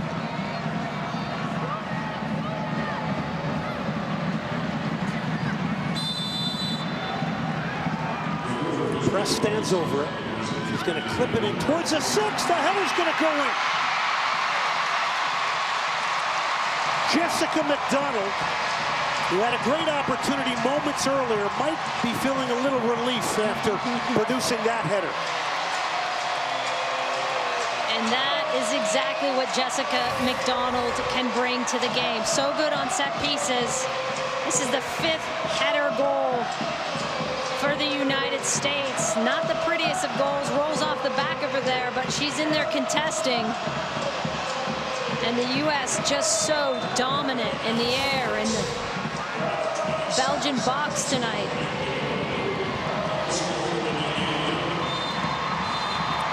Third assist for Kristen Press.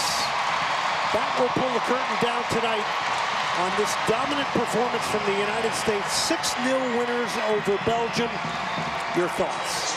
I think they're going to derive a lot of confidence from that, from these 2 games. They obviously are going to shore up the goals, but they came back against an Australian team that was up. They put on a completely commanding performance tonight. And you look and say, okay, 61 days. Time to fine-tune, and that was a good one for the United States tonight. About 2 months away from France and the Women's FIFA World Cup this summer. We'll take a break here from Bank of California Stadium in Los Angeles. We'll come back. We'll wrap it up here tonight. What a night it has been.